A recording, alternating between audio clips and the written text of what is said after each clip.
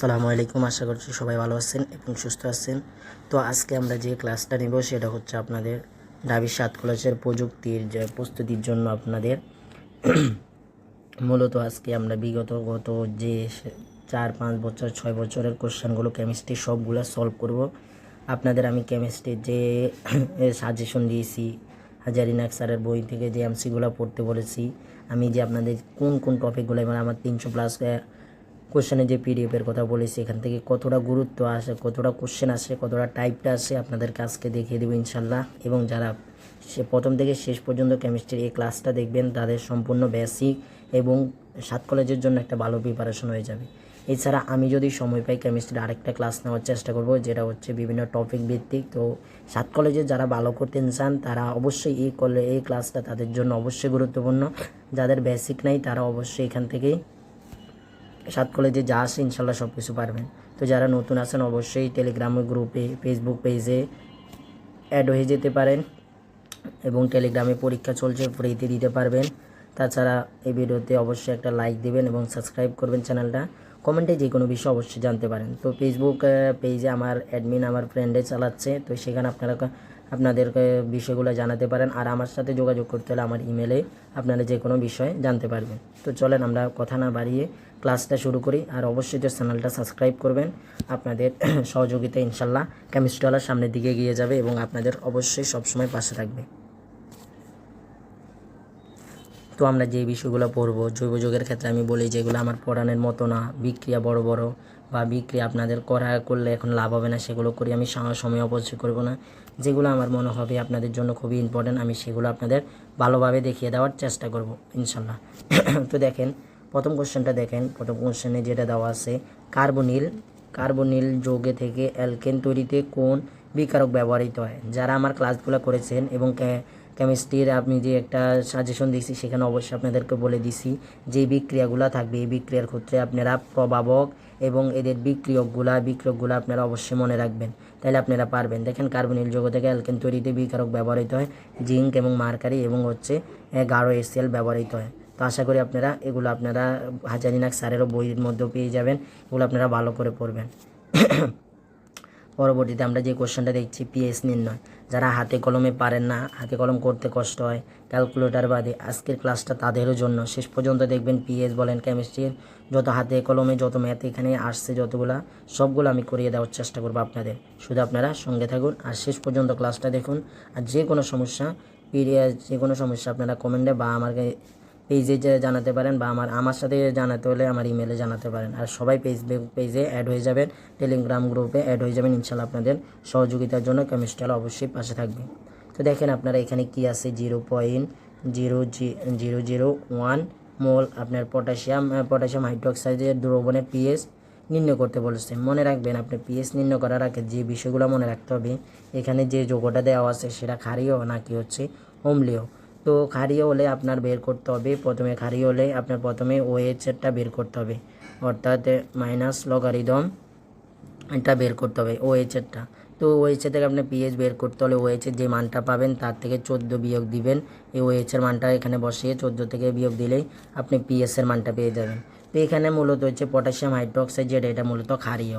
তো আমাদের যেহেতু পিএইচটা বের করতে বলছে আমরা প্রথমে ক্ষারের মানটা বের করি। তো আপনারা মনে রাখবেন এখানে যে মানগুলো দেওয়া থাকবে সেগুলো আপনারা ইনভার্স আকারে আনবেন।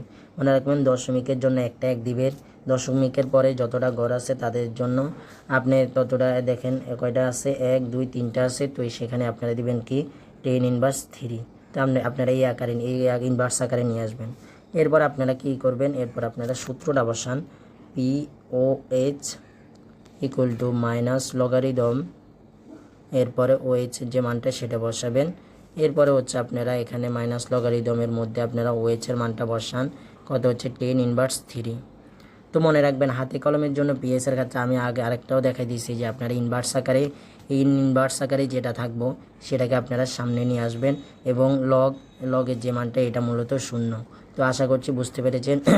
এটার মান হচ্ছে POH-এর মান আমরা 3 পেয়েছি। এখন যদি আমরা POH-এর মান 3 পাই, আমাদের বের করার কথা হচ্ছে পিএসের মান। তাহলে আমরা মূলত জানি যে PS plus POH equal to হচ্ছে 14। তো আমরা যদি 14 থেকে আমরা কীভাবে বের করতে পারি, এখানে আমরা পিএস বের করব, পিএস ডান বাম পাশে রাখলাম, 14 থেকে আমরা পিওএইচ এদিকে মাইনাস আসবে, তো পিওএইচের মান 3 আমরা বিয়োগ করলে পাবো 11। তো আশা করছি এটার অ্যান্সার আপনারা বি নাম্বার পেয়ে গেছেন, এটার অ্যান্সার 11। তো আশা করছি আপনারা এগুলো পারবেন। এখন যদি আপনারা বলতে পারেন ভাইয়া আরেকটা রকম পিএস আসতে পারে যে সেখানে যদি 2 × 10⁻³ থাকে, তখন আপনারা কি করতে পারেন, মাইনাস লগারিদমের ক্ষেত্রে যদি এরকম থাকে। তো মনে রাখেন ইনভার্স আকারে যেটা আছে এটা মূলত প্রথমে সামনে নিয়ে আসবেন, এটা সামনে নিয়ে আসবেন, এরপর হচ্ছে লগের পরে যেটা আছে সেটা বসাই দেবেন। log 2 ছিল, তো log 2 থাকলে আপনারা 3 বসাবেন, log 2 মান হচ্ছে 2.1, তো 3 থেকে 2.1 বাদ দিলে আপনারা পাবেন কি 1.9 এরকমই পাবেন আশা করি, সরি শুধু শুধু 0.9 পাবেন, 0.9 পাবেন। তো এরকম এটার বসবে। তো আপনারা বলতে পারেন ভাইয়া লগারিদমের মানগুলো কীভাবে এখন মনে রাখবো, তো এইগুলো আপনারা দেখে নেবেন। লগারিদমের log 1 এর মান, log 2 এর মান, log 3 এর মানগুলো আপনারা একটু দেখে নেবেন। তো তাহলে আমরা পরবর্তী কোশ্চেনে যাই। দেখেন ফেলিং দ্রবণ দ্বারা কোনটি পার্থক্য করা হয়। আমি আপনাদের কোশ্চেনও দিয়েছি, আপনারা যারা পরীক্ষা দিচ্ছেন অনেকে প্রায় ভুল করেছেন ফেলিং দ্রবণ। আমি যদিও টলেন বিকারক দিয়েছি, মনে রাখবেন টলেন বিকারক এবং ফেলিং দ্রবণ, টলেন বিকারক হচ্ছে ফেলিং দ্রবণ, এরা দুইটাই মূলত হচ্ছে আপনার হচ্ছে এরাই দুইটাই হচ্ছে মূলত যে পার্থক্য করেন ব্যবহৃত হয় অ্যালডিহাইড এবং কিটোনের ক্ষেত্রে। এখন কিভাবে, তো মনে রাখবেন অ্যালডিহাইডের ক্ষেত্রে টলেন বিকারকে এবং ফেলিং দ্রবণের মধ্যে এরা বিক্রিয়া দেয়। যারা অ্যালডিহাইড তারা এই দুইটাই ইয়াতে বিক্রিয়া দেয়, কিন্তু যারা কিটোন তারা এগুলাতে কোনো বিক্রিয়া দেয় না। তো তখন এই দুইটা বিকারক, এই টলেন বিকারক এবং ফেলিং দ্রবণ যারা যদি বিক্রিয়া করার পরে তো দেখা যায় যেটা যদি বিক্রিয়া দেয় সেটাকে বলা হয় অ্যালডিহাইড, যেটা বিক্রিয়া দেয় না সেটা হচ্ছে আপনারা বলা হয় কিটোন। তো মনে রাখবেন এটা হচ্ছে মূলত পার্থক্যকরণের ক্ষেত্রে ব্যবহৃত হয়, অ্যালডিহাইড এবং কিটোন পার্থক্যকরণের টলেন বিকারক এবং ফেলিং দ্রবণ। এবং টলেন বিকারকের যে ইয়াটা আছে সেটা আপনারা মনে রাখতে হবে, কোনটা টলেন বিকারক, যে যৌগটা দেওয়া আছে। তো আপনারা না মনে রাখলে হয়তো আপনারা বুঝবেন না, পরে বলবেন ভাইয়া আপনি তো পড়াইছেন কিন্তু আসেনি। তো টলেন বিকারক যেটাকে বলে আপনারা সেটা অবশ্যই মনে রাখবেন।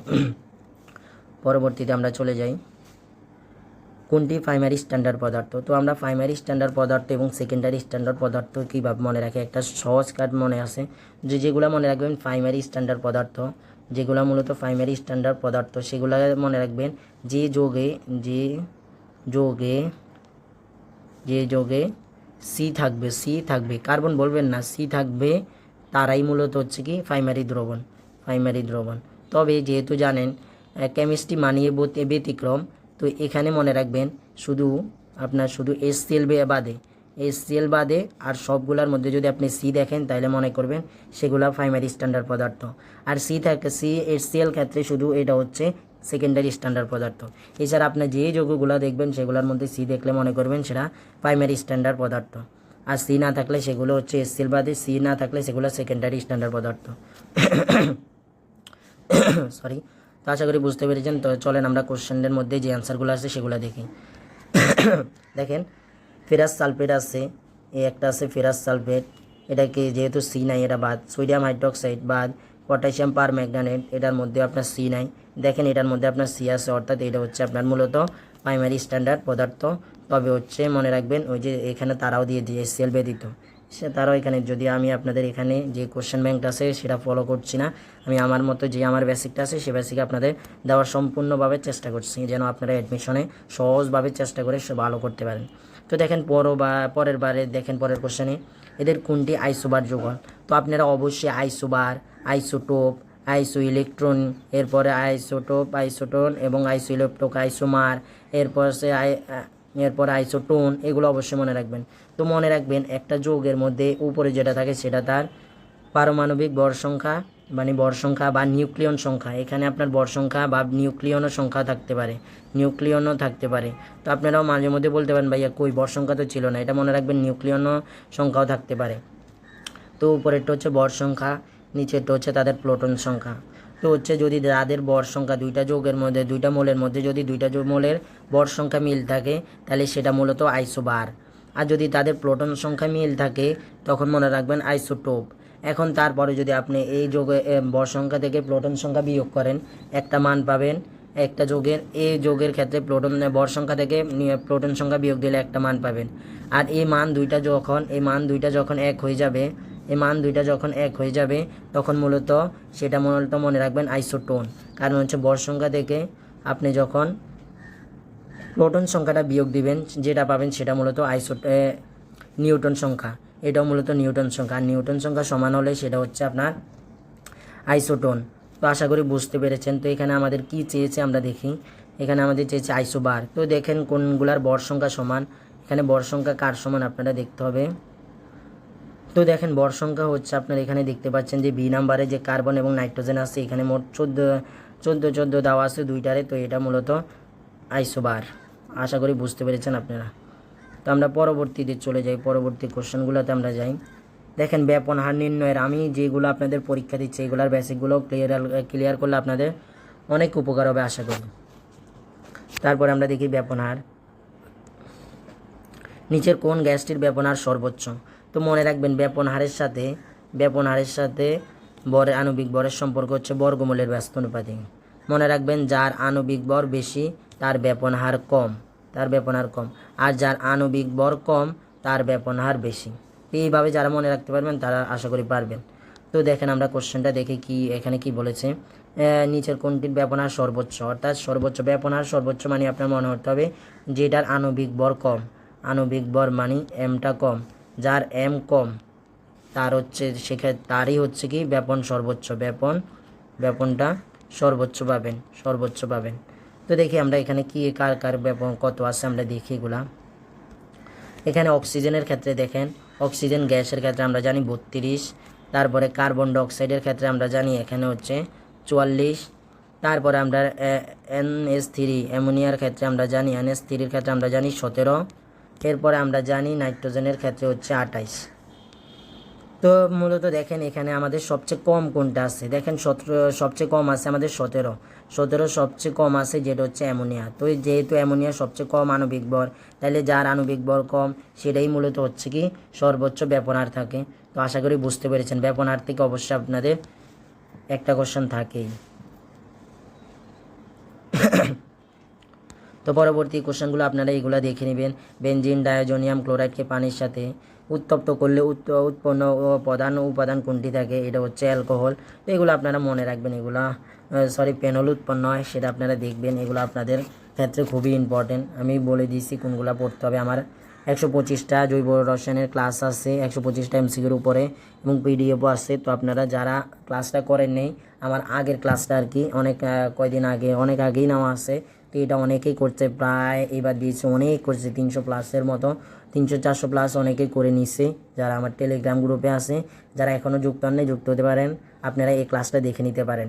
এছাড়া সংকরায়ন নির্ণয় করার জন্য খুবই সহজ টেকনিক, সেটাও আপনারা দেখে নিতে পারেন, কারণ এইগুলো আপনার অবশ্যই ইম্পর্টেন্ট। জৈব রসায়ন থেকে আপনার 7 থেকে 8টা কোশ্চেন অবশ্যই আসে। যারা সাধারণ বেসিক আছে তারা 4 থেকে 5টা দিতে পারবেন। যারা সাধারণ বেসিক আছে তারা জৈব রসায়ন থেকে অবশ্যই 4 থেকে 5টা দিতে পারবেন, আর যারা মোটামুটি ভালো আছে তারা 60টার মতো কাছাকাছি দিতে পারবেন অবশ্যই। তো চলেন আমরা পরবর্তী কোশ্চেনে দেখি। নিচের যৌগ শনাক্তকরণের লুকাস বিকারক ব্যবহৃত কোনটি? মনে রাখবেন লুকাস বিকারকটা ব্যবহার করা হয়ে থাকে অ্যালকোহলের ক্ষেত্রে। আর আপনারা মনে রাখবেন লুকাস বিকারকের মনে রাখবেন অনার্ধ জিঙ্ক ক্লোরাইড ও গাঢ় HCl-কে বলা হয় লুকাস বিকারক। আচ্ছা এখানে দেওয়াই আছে। তো এটাই হচ্ছে মূলত লুকাস বিকারক, এটা ব্যবহার করা হয় অ্যালকোহলের ক্ষেত্রে। এর পরবর্তীতে আমরা যাই। যারা সম্পূর্ণ ক্লাসটা দেখবেন আশা করছি সব বেসিক তাদের এই কেমিস্ট্রি হয়ে যাবে 7 কলেজের জন্য। তো দেখেন পরবর্তী কোশ্চেনটা আপনার নেসলার দ্রবণ কোনটি? মনে রাখবেন নেসলার দ্রবণ দ্বারা আপনারা কোনটা শনাক্ত করা হয়? NH4 প্লাস এটা শনাক্তকরণ করা হয়। আমি আপনাদের আয়ন শনাক্তকরণের বিষয়গুলো খুবই আপনাদের ইম্পর্টেন্ট বারবার বলেছি, এবং কোন যৌগ কোন কালার দেয়। বেগুনি কালার দেয় হচ্ছে পটাশিয়াম, সোডিয়াম দেয় সোনালি হলুদ, এরপর হচ্ছে ক্যালসিয়াম ইটের মতো লাল, কপার নীলা বা কালার দেয়, নীল বা সবুজ কালার দেয়। তো এরগুলা যেগুলো আছে সবগুলা আপনাদেরকে বলতে মুখস্থ করে নিতে বলেছি। তো এখানে দেখেন নেসলার দ্রবণটা মূলত হচ্ছে অ্যামোনিয়াম প্লাসের ক্ষেত্রে, এবং কোন যৌগটা সেটা মনে রাখতে হবে। মনে রাখবেন, আমি মনে রাখতাম 24 দ্বারা মনে রাখতাম পটাশিয়াম 2 মার্কারি, এরপরে আয়োডিন 4, আমি 24 দ্বারা মনে রাখতাম এটা হচ্ছে মূলত আপনার কি নেসলার দ্রবণ, যেটার সাথে আপনার অবশ্যই পটাশিয়াম হাইড্রোক্সাইড যোগ থাকবে। তা আশা করি বুঝতে পেরেছেন। পরবর্তীতে আমরা দেখতে পাই যে যেটা বাপার দ্রবণ। আপনার এই যে বাপার দ্রবণ যেটা আছে, আপনার বাপার দ্রবণ অবশ্যই মনে রাখবেন। রক্তের বাপার দ্রবণে যেগুলো ইম্পর্টেন্ট, বাইকার্বনেট, ফসফেট, প্রোটিন, যে 3টা বাপার দ্রবণ সেগুলো আপনাদের জানা লাগবে। এছাড়া আপনার হচ্ছে ক্ষারীয় বাপার কোনটি নিচের কোনটি আপনাদের আসতে পারে ক্ষারীয় বাপার, সেটা হচ্ছে আপনাদের কোনটি ক্ষারীয় বাপার মনে রাখবেন NH4OH। এরপরে আরেকটা হচ্ছে কি, সেটা হচ্ছে NS, আচ্ছা নিচে লিখি, সেটা হচ্ছে কি কালার করে NH4Cl, এই দুইটা হচ্ছে ক্ষারীয় বাপার। এখন অম্লীয় বাপার কি, অম্লীয় বাপারটা দেখাই দিচ্ছি আপনাদের। অম্লীয় বাপারটা হচ্ছে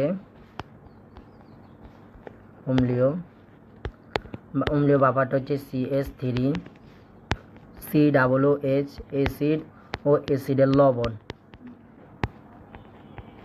অ্যাসিডের লবণ থাকে, এটা মূলত হচ্ছে অম্লীয় বাপার। তো এখানে যেহেতু কোশ্চেনটা এসেছে কোনটি বাপার দ্রবণ, আপনি দেখবেন ক্ষারীয় বাপার বা অম্লীয় বাপার এই দুইটা যৌগ আছে কিনা একসাথে, তাইলে আপনি মূলত এটা বলতে পারবেন। আর যদি কোশ্চেন আসে যে নিচের কোনটা ক্ষারীয় বাপার অম্লীয় বাপার, তখন এগুলো আপনার যেটা অম্লীয় সেটা খুঁজে বের করতে হবে। মনে রাখবেন এটা দুটোটাই একসাথে থাকলে, তখন আলাদা আলাদা থাকলে হবে না। এই যেমন এটার ক্ষেত্রে আছে কিন্তু HCl সোডিয়াম ক্লোরাইড যুক্ত আছে, এটা বাদ। এখানে বাপার দ্রবণ মূলত হচ্ছে কোনটা, বাপার দ্রবণ মূলত হচ্ছে এই যে ক্ষারীয় বাপারটা দেওয়া আছে, অ্যামোনিয়াম হাইড্রোক্সাইড ও হচ্ছে অ্যামোনিয়াম ক্লোরাইডটা হচ্ছে এখানে বাপার দ্রবণ। এই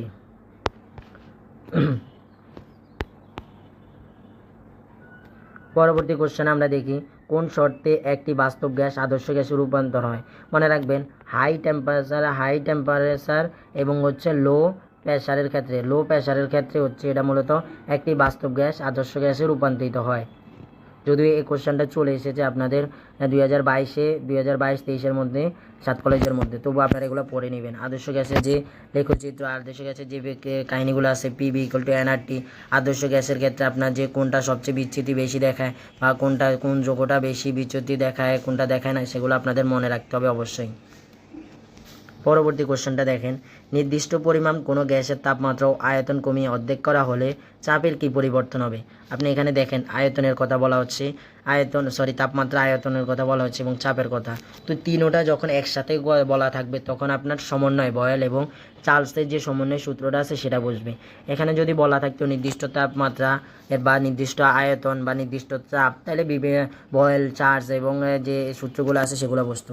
যেহেতু তিনোটা একই সাথে আছে, তাই আপনারা বুঝবে এটা হচ্ছে বয়েল এবং চার্লসের যে সমন্বয় সূত্রটা আছে, P1 B1 T1/T1 P2 B2 T2, এটা হচ্ছে মূলত সমন্বয় সূত্র। এখানে মূলত কী দেওয়া আছে আমি আপনাদের ম্যাথটা দেখাই দিই সম্পূর্ণ। দেখেন এখানে কি আছে, এখানে আছে কি নির্দিষ্ট পরিমাণ কোনো গ্যাসের তাপমাত্রা ও আয়তন কমিয়ে অর্ধেক করা হলো। তাহলে অর্ধেক করার আগে চাপটা কি, চাপ না, মূলত তাপমাত্রাটা প্রথমে ছিল T1, T2-র ক্ষেত্রে অর্ধেক করার ক্ষেত্রে T/2 হয়ে গেছে। B1-এর ক্ষেত্রে সে BA ছিল, আর B2-এর ক্ষেত্রে সেটা অর্ধেক হয়ে গেছে, তাহলে B/2। এরপরে দেখেন চাপের ক্ষেত্রে কি বলা হয়েছে, চাপের কি পরিবর্তন হয়। তো দেখেন চাপ আসছিল প্রথমে P এবং এরপরে দেখেন চাপ 2-এর ক্ষেত্রে চাপ P2 মানে আমাদের বের করতে বলা হয়েছে। তো আমরা আগে বের করব, সূত্রের মধ্যে সব মানগুলো বসাবো।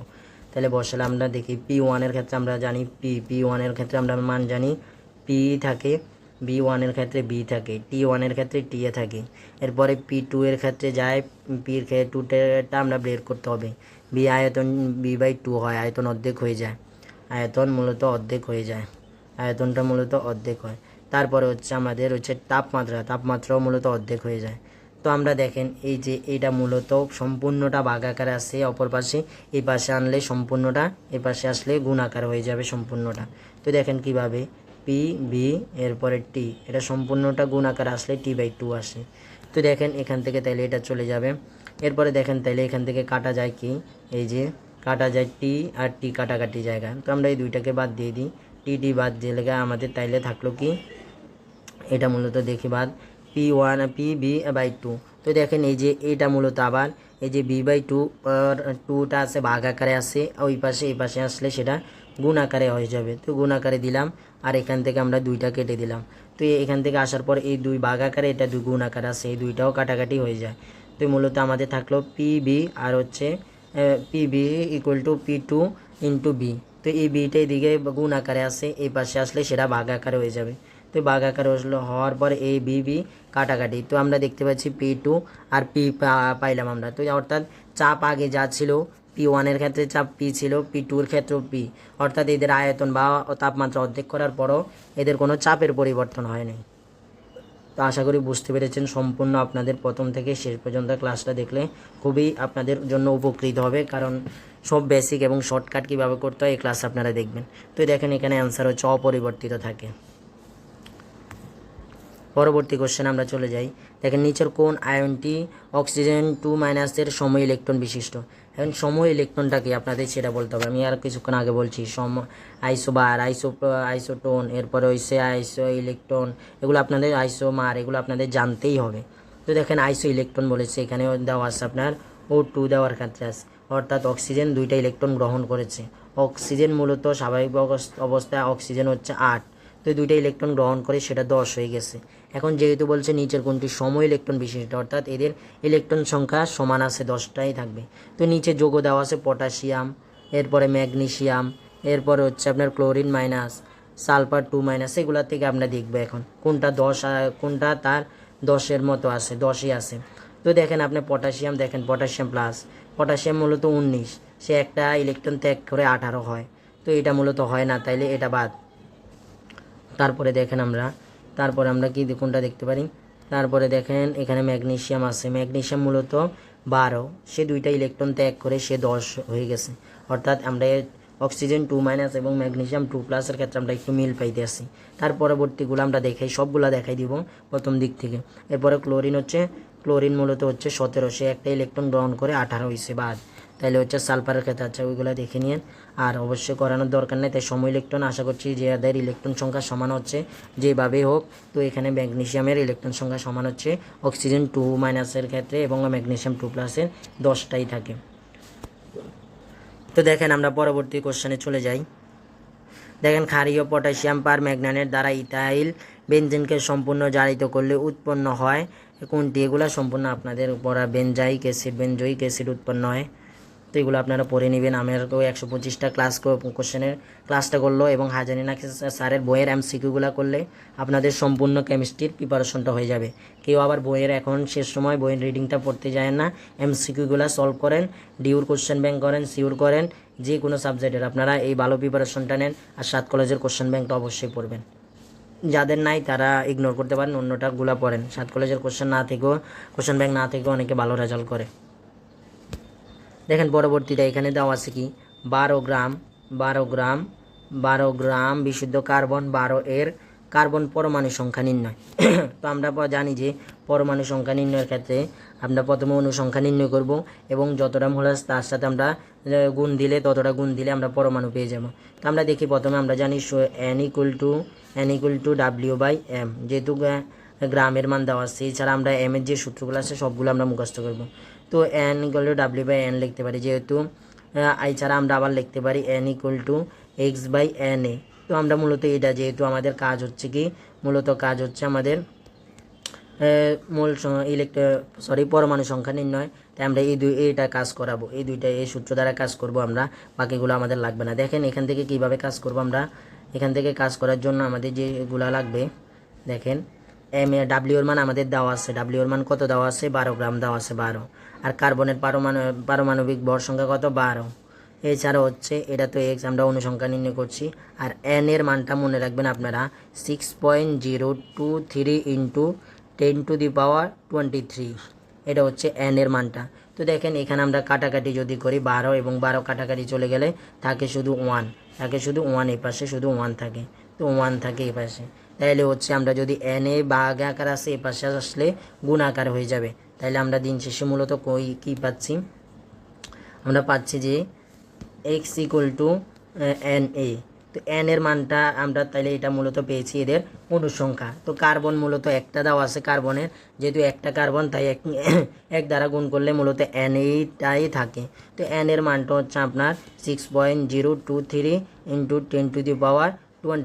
তো এটা যে মানটা আছে এটাই মূলত হয়ে যাবে। আপনার যদি পানির ক্ষেত্রে নির্ণয় করতে বলতো তখন পরমাণু নির্ণয় করতে বলে আপনার এনের সাথে এনে যদি যাই পাবেন সেটার সাথে মূলত 3 দ্বারা গুণ করলে পরমাণুর সংখ্যা পেয়ে যাবেন।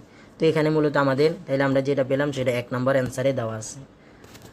তার পরবর্তী বিন্দুতে আমরা চলে যাই অনুসংখ্যা এবং পরমাণু সংখ্যা নির্ণয়। এখান থেকে 7 কলেজে একটা কোশ্চেন অবশ্যই থাকে। দেখেন পরবর্তী কোশ্চেনটা এখানে দেখেন শিক্ষা পরীক্ষা ইটের বর্ণ। আপনাদের কিছুক্ষণ আগে আমি এই কোশ্চেনটা বলেছি শিক্ষা পরীক্ষার কোন বর্ণ দেয়। দেখেন এখানে ইটের মতো কালার কোনটা দেয় সেটা হচ্ছে ক্যালসিয়াম।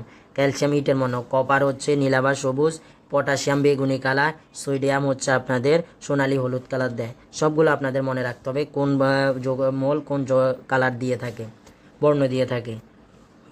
পরবর্তীতে দেখেন এই যে যারা আমার ক্লাসগুলো করেছেন এই কেমিস্ট্রির ক্ষেত্রে আমি যে সাজেশনটা দিয়েছি তাদেরকে আমি এই যে 300+ MCQর ক্লাসটা করেছেন তাদের আমি জৈবের অর্থাৎ জৈব রসায়নের যে ক্রমগুলো যেগুলো আছে বিক্রিয়ার সক্রিয়তার এরপরে স্থায়িত্বের সবগুলো সেখানে দিয়ে দিয়েছি অর্থাৎ। এবং আপনাদের বলছি এখান থেকে 7 কলেজের একটা কোশ্চেন আসে।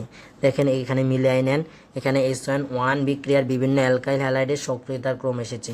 তো আপনাদের মনে রেখে বলতে বলেছি যে SN1 বিক্রিয়ার আর হচ্ছে আপনাদের কার্বায়নের ক্ষেত্রে কার্বনায়ন এর হচ্ছে সক্রিয়তার ক্রম স্থায়িত্বের ক্রম একই। তো এদের সক্রিয়তার ক্রম হচ্ছে কত, সেটা হচ্ছে 3 ডিগ্রি 2 ডিগ্রি এবং এদের 1 ডিগ্রি। এদের হচ্ছে সক্রিয়তা স্থায়িত্বের ক্রম এটা হচ্ছে তাদের সক্রিয়তার ক্রম। SN1 এবং কার্বায়নের এগুলার ক্ষেত্রে কার্বনিয়াম আয়নের ক্ষেত্রে এদের হচ্ছে কি এইটা। তো হচ্ছে আমরা পরবর্তীতে দেখি যে এখানে দেওয়া আছে 3 ডিগ্রি 2 ডিগ্রি যেটা দেওয়া আছে সেটাই হচ্ছে মূলত তাদের অ্যান্সার। এখন বাকিগুলো আপনাদের বলে দিই যে এরপর SN2 এরপর হচ্ছে ফ্রি রেডিকেল যেটা আছে ফ্রি রেডিকেল, এরপর হচ্ছে আপনার হচ্ছে কোনটা আছে কার্বোক্যাটায়ন যেটা আছে। তো কার্বোক্যাটায়ন যেটা আছে সেটা এবং কার্বোক্যাটায়নকে কার্বনিয়াম আয়নও বলা হয়। এগুলার ক্ষেত্রে আপনার সক্রিয়তার ক্রম হচ্ছে কি 1 ডিগ্রি 2 ডিগ্রি এবং 3 ডিগ্রি। স্থায়িত্বের ক্রম কি, স্থায়িত্বের ক্রম এটার বিপরীতটা 3 ডিগ্রি 2 ডিগ্রি 1 ডিগ্রি। এবং তাইলে আপনি মনে রাখবেন যে এটা হচ্ছে এটার দেখেন এটা কিন্তু আপনাকে কিছুক্ষণ আগে দিয়েছি এটা হচ্ছে S2 বিক্রিয়ার ক্ষেত্রে এদের সক্রিয়তার ক্রম। তো এই জন্য বলছি একটা মনে রাখলে সবগুলোই মনে রাখতে পারবেন আপনারা। তো ওই ক্লাসটা যারা দেখে নিতে পারবেন সময় মতো করে এখনই তারা হচ্ছে একটা ভালো রেজাল্ট করতে পারবেন। এবং কোশ্চেন 300+ কোশ্চেনের যে MCQগুলার PDFটা আছে ভালো করে পড়লে একটা ভালো রেজাল্ট আসবে। সব সাবজেক্টের সেখানে আছে মোট কথা সব MCQ। তো আমরা পরবর্তী নিচের কোন তড়িৎদ্বার বিক্রিয়াটি জারণ বিক্রিয়া। তো আপনাদের এগুলো আমি সবগুলো বলে দিয়েছি জারণ বিক্রিয়ার ক্যাথোডের ক্ষেত্রে অ্যানোডের ক্ষেত্রে। তো আপনি মনে রাখবেন অ্যানোডের ক্ষেত্রে অ্যানোডের ক্ষেত্রে আপনারা যেটা মনে রাখবেন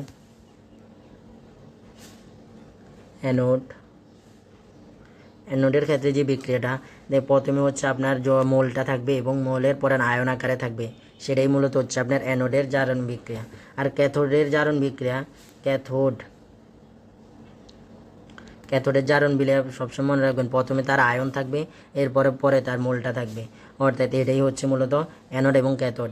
আমি অনেক স্টুডেন্টসে 2 বছর ধরে এই জারণ বা বিজারণ এগুলো লিখতে পারে না, তাদের বিভিন্ন টিচার তো বিভিন্ন সূত্র দ্বারা অর্থাৎ 3-4টা যে সূত্রটা আছে এই সেলের সে যেটার সাথে যেটা মিলে সেরকম করিয়ে দেয়। তো আশা করছি সেরকম করবেন না। আজকে যে একটা কোশ্চেন আছে এখানে আমি আপনাদের দেখাই দিব। তো মূলত এটা হচ্ছে আপনাদের জারণ বিক্রিয়ার ক্ষেত্রে এটা ঘটে এবং এটা হচ্ছে বিজারণের বিক্রিয়ার ঘটে। জারণ বিক্রিয়া মূলত ঘটে হচ্ছে অ্যানোডে এবং বিজারণ বিক্রিয়া ক্যাথোডে। জারণ মানে হচ্ছে বিজারক আর বিজারণ মানে হচ্ছে জারক। তো আশা করি বুঝতে পেরেছেন। এখন দেখি আমরা দেখি এখানে নিচের তড়িৎদ্বারের বিক্রিয়া জারণ বিক্রিয়া কোনটি। দেখেন জারণ বিক্রিয়া আমরা প্রথমে বলেছি কি মোল থাকবে এবং তারপর আয়ন থাকবে। এখানে দেখেন প্রথমে আয়ন তাহলে বাদ, এখানে প্রথমে আয়ন বাদ, এখানেও প্রথমে আয়ন তাহলে বাদ, তাহলে অ্যান্সার হচ্ছে জিঙ্ক এবং জিঙ্ক 2+। এটা হচ্ছে এটা হচ্ছে জারণ বিক্রিয়া।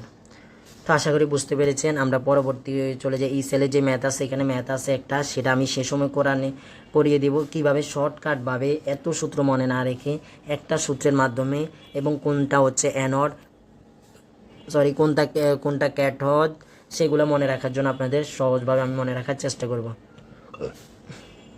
তো পরবর্তী কোশ্চেন আমরা চলে যাই। দেখেন এখানে আছে নিচের কোন আয়নটির আকার সবচেয়ে ছোট। তো আকার ছোটোর ক্ষেত্রে কোনগুলো, আকার বড়োর ক্ষেত্রে এগুলো একটা দিয়ে মনে রাখবেন যে আকার বড় বা ছোট যে আপনার মনে রাখবেন অ্যানায়নের ক্ষেত্রে মনে রাখবেন অ্যানায়নের ক্ষেত্রে আপনার অ্যানায়নের ক্ষেত্রে হচ্ছে অ্যানায়ন, যেমন হচ্ছে আপনার অ্যানায়ন কি অ্যানন, ফ্লোরিন, অ্যানায়ন যেগুলো থাকবে অ্যানায়নের মনে রাখবেন চার্জের পরিমাণ যত বেশি হবে তত আকার বড় হবে। অ্যানায়নের চার্জের লিখে রাখতে পারেন, অ্যানায়নের চার্জের পরিমাণ যত বেশি থাকবে আকার তত বড় হবে, আর যদি অ্যানায়নের চার্জের মান কম থাকে আকার তত ছোট হবে, এগুলো লিখতে পারেন। এরপর আমরা অ্যানায়নের ক্ষেত্রে গেছি, এবার ক্যাটায়নের ক্ষেত্রে যাই। ক্যাটায়নের ক্ষেত্রে আমরা দেখি যে যাদের হচ্ছে আপনার, এরপরে সোডিয়াম প্লাস দিই, যাদের হচ্ছে মনে রাখবেন যাদের হচ্ছে ক্যাটায়নের চার্জের পরিমাপ কম তাদের হচ্ছে আকার বড়, যাদের ক্যাটায়নের চার্জের মান কম তাদের আকার হচ্ছে কি বড়, তাইলে হচ্ছে, আর যাদের হচ্ছে চার্জের পরিমাণ বেশি তাদের আকার ছোট হয়, অর্থাৎ বিপরীত। তো আমরা এখানে দেখব কোনটা দেওয়া আছে। দেখেন কোশ্চেনে দেওয়া আছে আকার ছোটোর কথা বলেছে, এই কোশ্চেনগুলো ভালো করে পড়বেন, এখানে আকার ছোটোর কথা বলেছে, তো আকার ছোট কোনটা সেটা বলেছে। দেখেন আমরা এগুলাকে সাজাই, এখানে দেখেন সোডিয়াম আছে, সোডিয়াম 2+ আছে, সোডিয়াম 2+ আছে, বেরিয়াম আছে 2+, এরপরে ক্যালসিয়াম 2+ আছে। এখন দেখেন সবগুলো কিন্তু ক্যাটায়ন, তো আমি বলেছি ক্যাটায়নের আকার যত বড় হবে তার আকার ক্যাটায়নের চার্জের পরিমাণ যত বেশি হবে তার আকার সবচেয়ে ছোট হবে। এখন যেহেতু আকার চার্জের পরিমাণ বেশি, তিনটার সমান আছে, এটা প্রথমেই বাদ, তাইলে এখন আপনি বলতে পারেন ভাই তাইলে এই তিনটার মধ্যে কোনটা হবে, সোডিয়াম 2+ হবে না বেরিয়াম 2+ হবে না ক্যালসিয়াম 2+ হবে। তখন আপনি যখন দেখবেন এদের চার্জের পরিমাপটা এক হয়ে গেছে ক্যাটায়নের ক্ষেত্রে, তখন এদের আকারগুলো দেখবেন, এদের মধ্যে কোনটা সবচেয়ে ছোট, অবশ্যই বেরিয়াম ছোট, এরপর হচ্ছে সোডিয়াম, তারপরে ক্যালসিয়াম। যেহেতু এই তিনটার মধ্যে সবচেয়ে ছোট হচ্ছে বেরিয়াম, তাইলে হচ্ছে এইটা হচ্ছে বেরিলিয়াম হচ্ছে এদের মধ্যে সবচেয়ে আকারের মধ্যে এদের হচ্ছে সবচেয়ে ছোট। তো আশা করি বুঝতে পেরেছেন। বেরিলিয়াম 2+। অ্যানায়নের ক্ষেত্রে যখন আপনি দেখতেন তখন তাদের আকারের মধ্যে চার্জের পরিমাণ সমান হলে যার আকারটা হচ্ছে বড় সেটা হচ্ছে তাদের ক্ষেত্রে বড় হতো। আচ্ছা, তো আমরা পরবর্তী যাই, সেরকম কোশ্চেন পেলে আপনাদেরকে অবশ্যই দেখিয়ে দেব। দেখেন পরবর্তী কোশ্চেনটা আপনাদের এখানে কি দেওয়া আছে, এখানে দেওয়া আছে 44 গ্রাম কার্বন ডাইঅক্সাইডের জন্য একটি আদর্শ গ্যাসের সমীকরণ নির্ণয় করো। তো আপনাকে আদর্শ গ্যাসের সমীকরণ নির্ণয়ের আগে আদর্শ গ্যাসের সমীকরণটা জানতে হবে। পিবি ইকুয়াল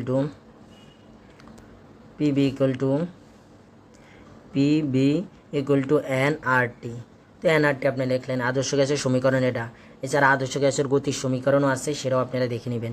তো পিবি থাকলো আমাদের এখানে যেহেতু গ্রাম আকারে দেওয়া আছে, তাই আমরা লিখতে পারি W/m RT।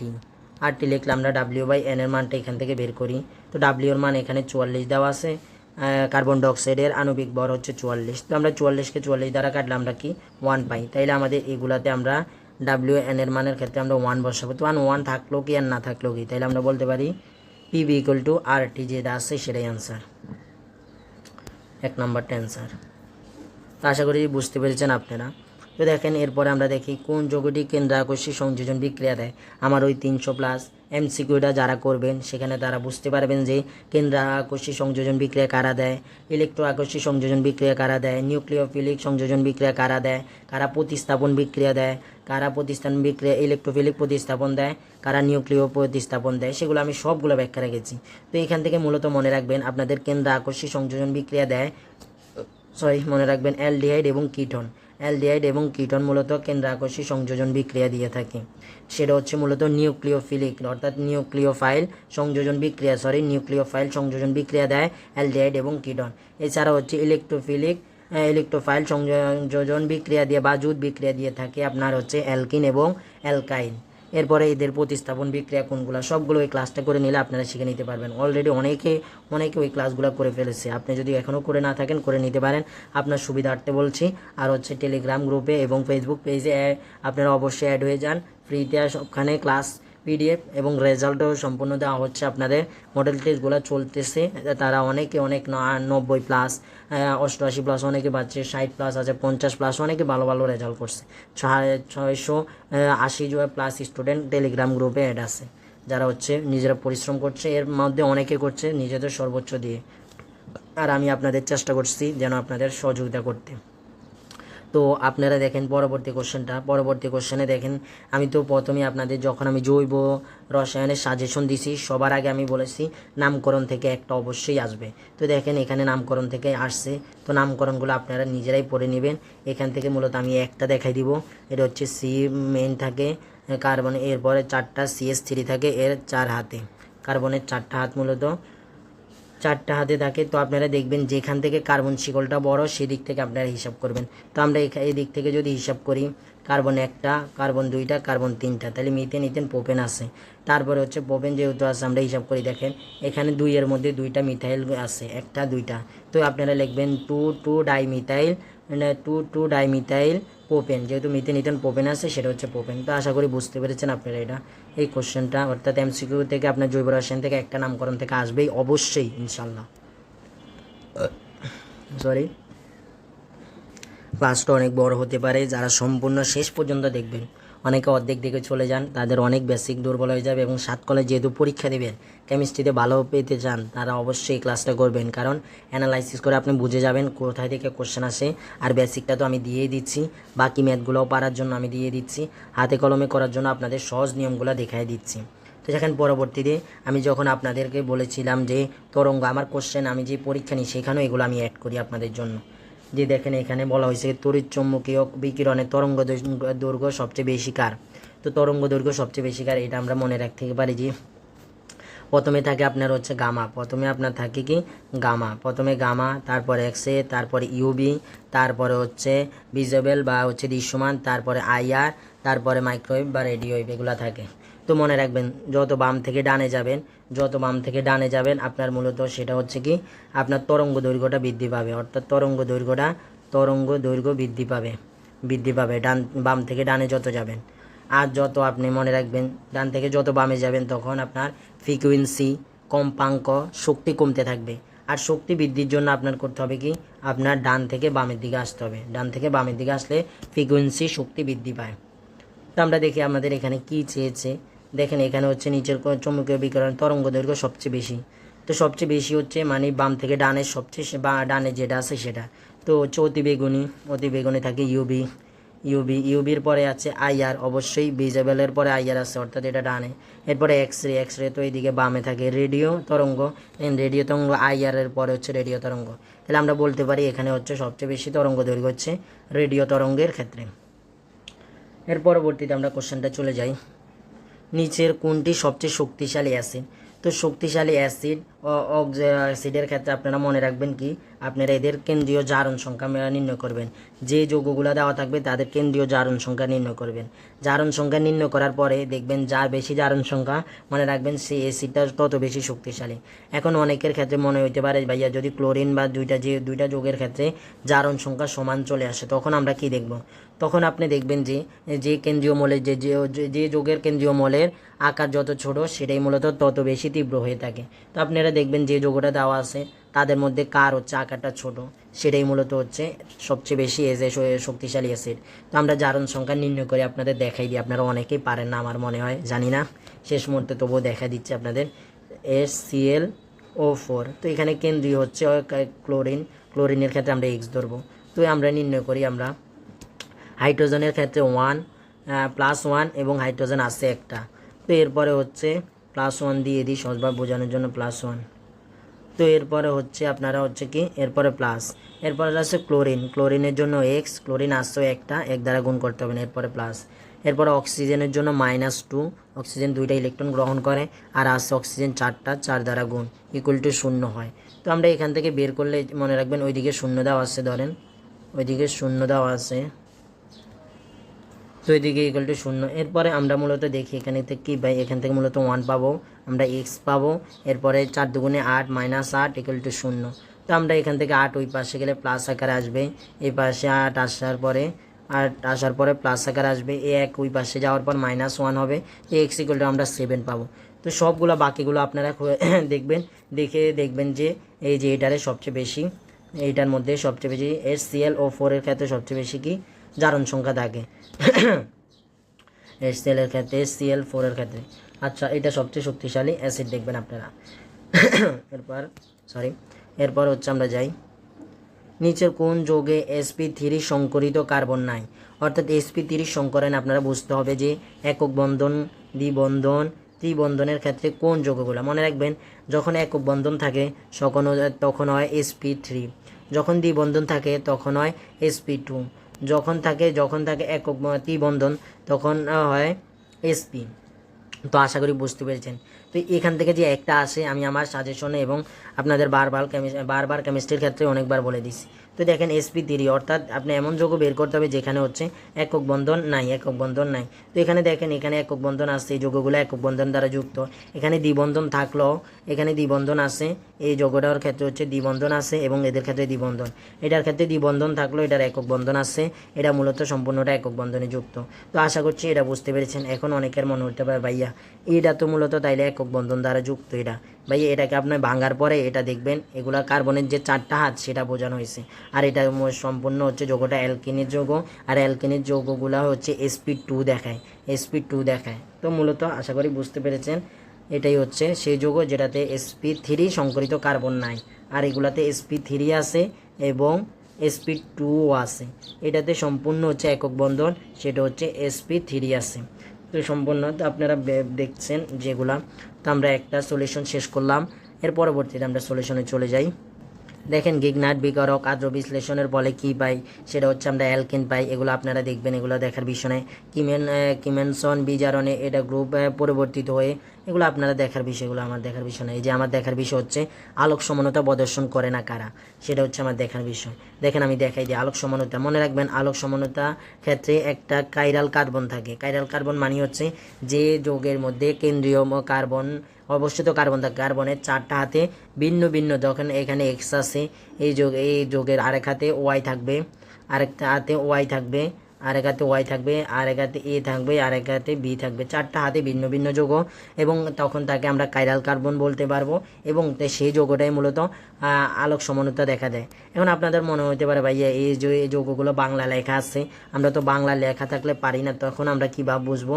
তো আমার যারা 300+ কোশ্চেনের এই পিডিএফটা পেয়েছেন বা পড়েছেন, সেখানে কোনগুলো আলোক সমানতা দেখা যায় সেগুলো আমি লিখে রেখেছি।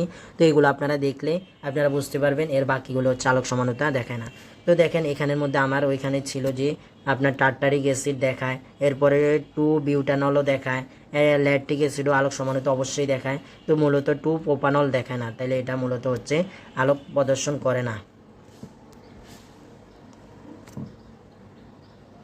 এই যে দেখেন, বারবার কেন বলছি, নামকরণ থেকে একটা আসে, এই যে নামকরণ থেকে একটা আসছে, এগুলো হচ্ছে আপনারা দেখে নেবেন। তবে মনে রাখবেন যে ত্রিবন্ধন, দ্বিবন্ধন বা হচ্ছে যে CA-OH এগুলো যদি থাকে, তো এগুলো মূলত হচ্ছে আপনার নামকরণের বিষয়গুলো, শর্তগুলো অবশ্যই একবার দেখে যাবেন।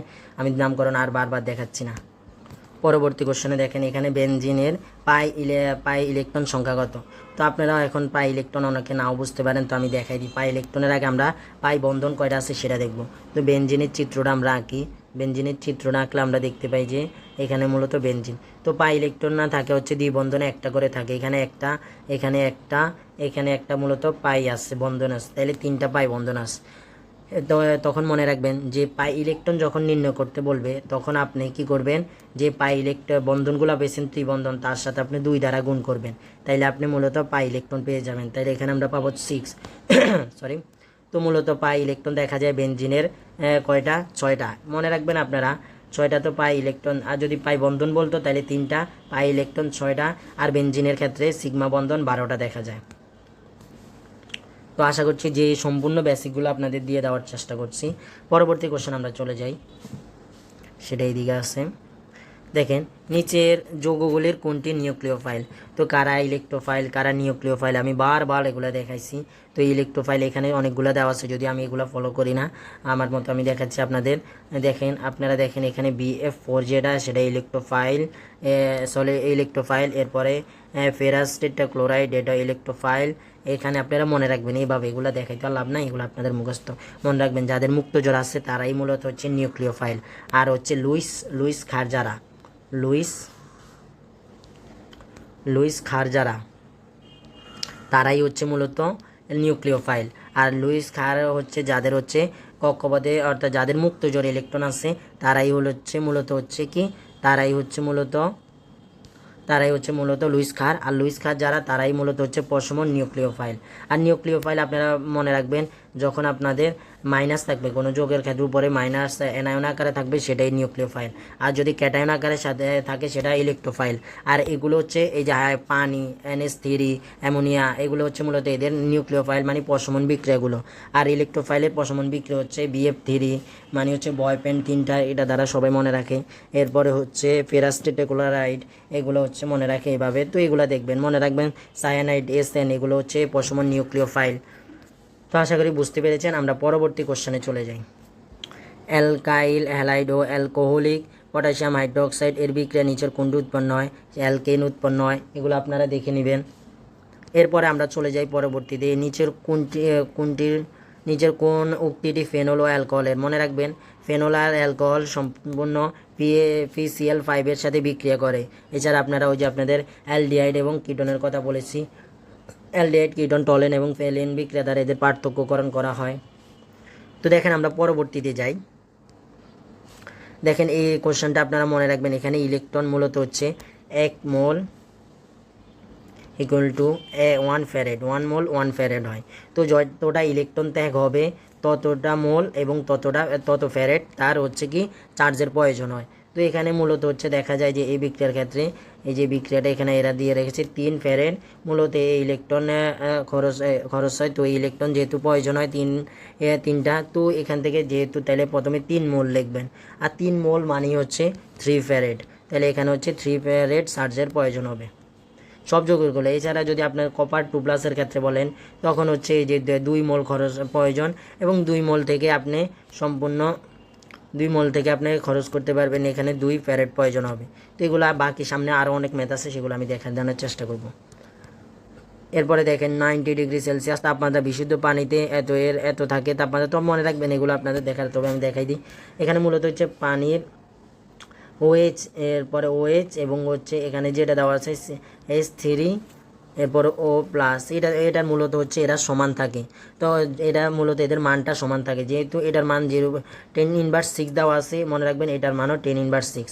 তো যদি আমরা এদেরকে W বের করি তাহলে এটা গুণ আকারে থাকে। তো গুণ আকারে থাকলে আমরা 10⁻6 এবং 10⁻6, তখন আমরা 10⁻12 পেয়ে যাব। তো আশা করি বুঝতে পেরেছেন। পরবর্তী কোশ্চেনে যাই আমরা। এখানে দেখেন 0.5 লিটার পানিতে 0.05 গ্রাম অক্সিজেন দ্রবীভূত থাকলে DO এর মান ppm এ প্রকাশ করো। এখানে মনে রাখবেন ppm এ প্রকাশ করার আগে আপনারা কিভাবে দেখবেন, প্রথমে কোনো যেইগুলাই থাক না কেন সেটাকে আপনারা মোল আকারে আনবেন, m আকারে আনবেন মানটা। তারপরে এদের আণবিক ভর m দ্বারা গুণ করবেন, এবং যদি আপনারা ppm এককে নেন, ppm এ নেন তখন 10⁻³ দ্বারা গুণ করবেন। আর যদি ppb-তে নেন তখন আরেকটা, ppT-তে আরেকটা, ppb-তে হচ্ছে আপনার 10⁻6 দিয়ে গুণ দেবেন, আণবিক ভর এগুলো থাকবে। তো এরকম আপনারা ম্যাথগুলো করে নেবেন, এগুলো আপনারা দেখার বিষয়। এছাড়া হচ্ছে আলো দেখাই দিচ্ছে আপনাদের, মনে রাখবেন পরিবেশ রসায়ন আপনাদের DO এর একটা মান আছে, BOD এর মান আছে, এরপরে COD এর আলাদা মান আছে। তো COD হচ্ছে 10, এরপরে BOD হচ্ছে আপনাদের 6 ppm, DO এর মান হচ্ছে 5 থেকে আপনাদের হচ্ছে 5 থেকে আপনাদের 6 ppm। এরপর আপনাদের ক্যালসিয়াম 2+ আছে, সোডিয়াম ক্লোরাইড আছে, এরপরে ম্যাগনেসিয়াম প্লাস আছে। এগুলো সবগুলো আপনাদের মনে রাখতে হবে। TDS এর আছে। এগুলো যারা মনে রাখবেন তারা আশা করছি একটা মার্কে কভার করতে পারবেন। তো দেখেন আমরা পরবর্তীতে এটা আপনাদের করতে দিলাম, এটা আপনারা করে নেবেন, যেহেতু আমি সব বেসিকে দেখাই দিয়েছি, শুধু আপনারা হাতে কলম বসাবেন আর মানটা বের করবেন। পরবর্তীতে আমরা এই যে অনুবন্ধী অ্যাসিড অনুবন্ধী ক্ষারের থেকে অবশ্যই একটা কোশ্চেন থাকে সব সময়। দেখেন অনুবন্ধী অ্যাসিড কারা, অনুবন্ধী ক্ষার কারা? তো মনে রাখবেন যে যৌগটা প্রশ্নের মধ্যে দেওয়া থাকবে, যদি তার বলে আপনার অনুবন্ধী অ্যাসিড যুক্ত করতে, তখন আপনি ওই যৌগটা লিখবেন, লেখার পরে তার সাথে হাইড্রোজেন প্লাস যুক্ত করে দিবেন। তাহলে আপনি যেটা পাবেন সেটাই হচ্ছে মূলত তার হচ্ছে অনুবন্ধী অ্যাসিড। তো এখানে পানি মূলত এটার অনুবন্ধী অ্যাসিড। আচ্ছা, তো আমি আরেকটা দেখা দিই যেটা হচ্ছে ক্ষার। তাহলে এখন যদি ভাইয়া ক্ষার নির্ণয় করতে, অনুবন্ধীর ক্ষার নির্ণয় করতে বলতো OH এর ক্ষেত্রে, তখন আমি কি করতাম? তখন মনে রাখবেন OH এর থেকে, OH মাইনাসের থেকে আপনি একটা হাইড্রোজেন বাদ দিয়ে দিবেন। হাইড্রোজেন আয়ন বাদ দিলে আপনি যেটা পাবেন সেটাই মূলত হচ্ছে এই অক্সিজেন যেটা পাবেন সেটাই মূলত হচ্ছে তার অনুবন্ধী অ্যাসিড, অনুবন্ধী ক্ষার। তো হচ্ছে যে আমি যদি পানি থেকে, মূলত পানিতেই দিয়ে দেখাই, পানি থেকে একটা হাইড্রোজেন ত্যাগ করাই, তাহলে আমরা মূলত পাচ্ছি OH। তো এটা হচ্ছে পানির অনুবন্ধী ক্ষার, আর এটার অনুবন্ধী অ্যাসিড হচ্ছে পানি। তো আমরা মূলত বলতে পারি পানি উভয়ই অর্থাৎ অ্যাসিডও দেখায়, ক্ষারীয় দেখায়। তাই আপনারা মনে রাখবেন কোনগুলো উভয়ধর্মীয় অ্যাসিডীয় এবং ক্ষারীয় অনুবন্ধী দেখায়, এবং কোনগুলো কীভাবে, এগুলো তো আমি সহজভাবে দেখাই দিয়েছি। শুধু হাইড্রোজেন যোগ করবেন আর হাইড্রোজেন ত্যাগ করবেন, তাইলে আপনারা বুঝে যাবেন। এরপর আরও গুরুত্বপূর্ণ সেটা হচ্ছে গ্রিন হাউস গ্যাস কোনগুলা। এখানে বলছে নিচের কোনটি গ্রিন হাউসের সবচেয়ে, মনে রাখবেন কার্বন ডাইঅক্সাইড সবচেয়ে বেশি। তারপরে কার্বন ডাইঅক্সাইড দেখে আপনারা দাগাই দিবেন না, পরবর্তী দিকগুলো দেখবেন। ওজোনও অবশ্যই জলীয় গ্রিন হাউসের মধ্যে পড়ে, এরপরে জলীয় বাষ্প পড়ে। দেখেন এখানে লেখা আছে উল্লেখিত সবগুলা। এছাড়া কোনগুলো দেখে কার্বন ডাইঅক্সাইড, CH4, CFC মানে মিথেন, CFC, ওজোন, তারপরে N2O জলীয় বাষ্প, এগুলা। তো আপনারা গ্রিন হাউসের থেকে অবশ্যই একটা কোশ্চেন আসে, আপনারা বারবার ভালো করে দেখে নেবেন। দেখেন এখানে পরবর্তী কোশ্চেনটা, প্রাকৃতিক গ্যাসকে বায়ুতে দহন করলে কি উৎপন্ন হয়? প্রাকৃতিক গ্যাসটা এখন যারা পারবে না প্রাকৃতিক গ্যাস কি সেটাই না জানেন, তাহলে তো আপনারা প্রাকৃতিক গ্যাসকে দহন করতে হবে কীভাবে সেটাও জানবেন না। তাহলে প্রাকৃতিক গ্যাস মূলত হচ্ছে আপনার মিথেন। তো মিথেনকে আপনি যদি দহন করেন, মানে অক্সিজেন যারা জারণ করেন, তাহলে আপনি কি পাবেন? তাহলে আপনি অবশ্যই কার্বন ডাইঅক্সাইড এবং পানি পাবেন। এখানে বলেছে কি প্রাকৃতিক গ্যাসকে বায়ুতে দহন করলে কি কি উৎপন্ন হয়, তাহলে কার্বন ডাইঅক্সাইড এবং পানি যেটা আছে সেটাই অ্যান্সার।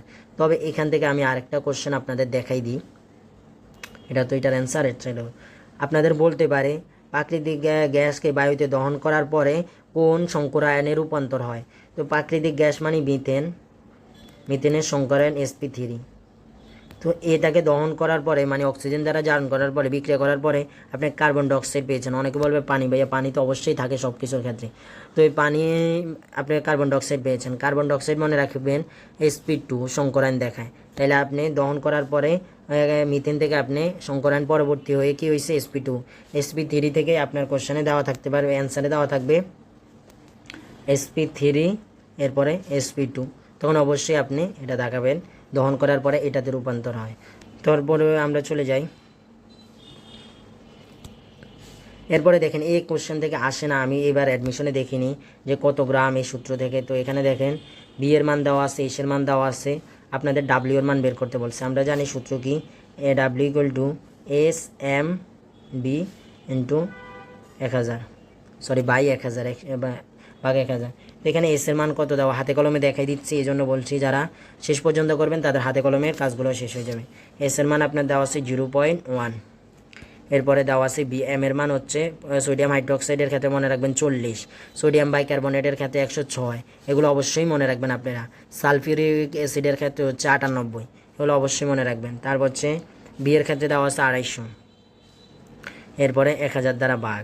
এখন দেখেন আপনারা কিভাবে করবেন এগুলা হাতে কলমে করার জন্য। দেখেন আমি কিভাবে করছি, মনে রাখবেন 0.1 যদি উপরে থাকে, এই নিচে তার নিচে দেখবেন দশমিকের জন্য 1 দিবেন, এবং তার পরবর্তীতে যে মানগুলো আছে এটাকে পূর্ণ সংখ্যার জন্য আপনাদের, যদি এখানে 2টা 1 থাকতো বা যে কোনো যতটা সংখ্যা থাকবে তার জন্য ততটা শূন্য বসাবেন।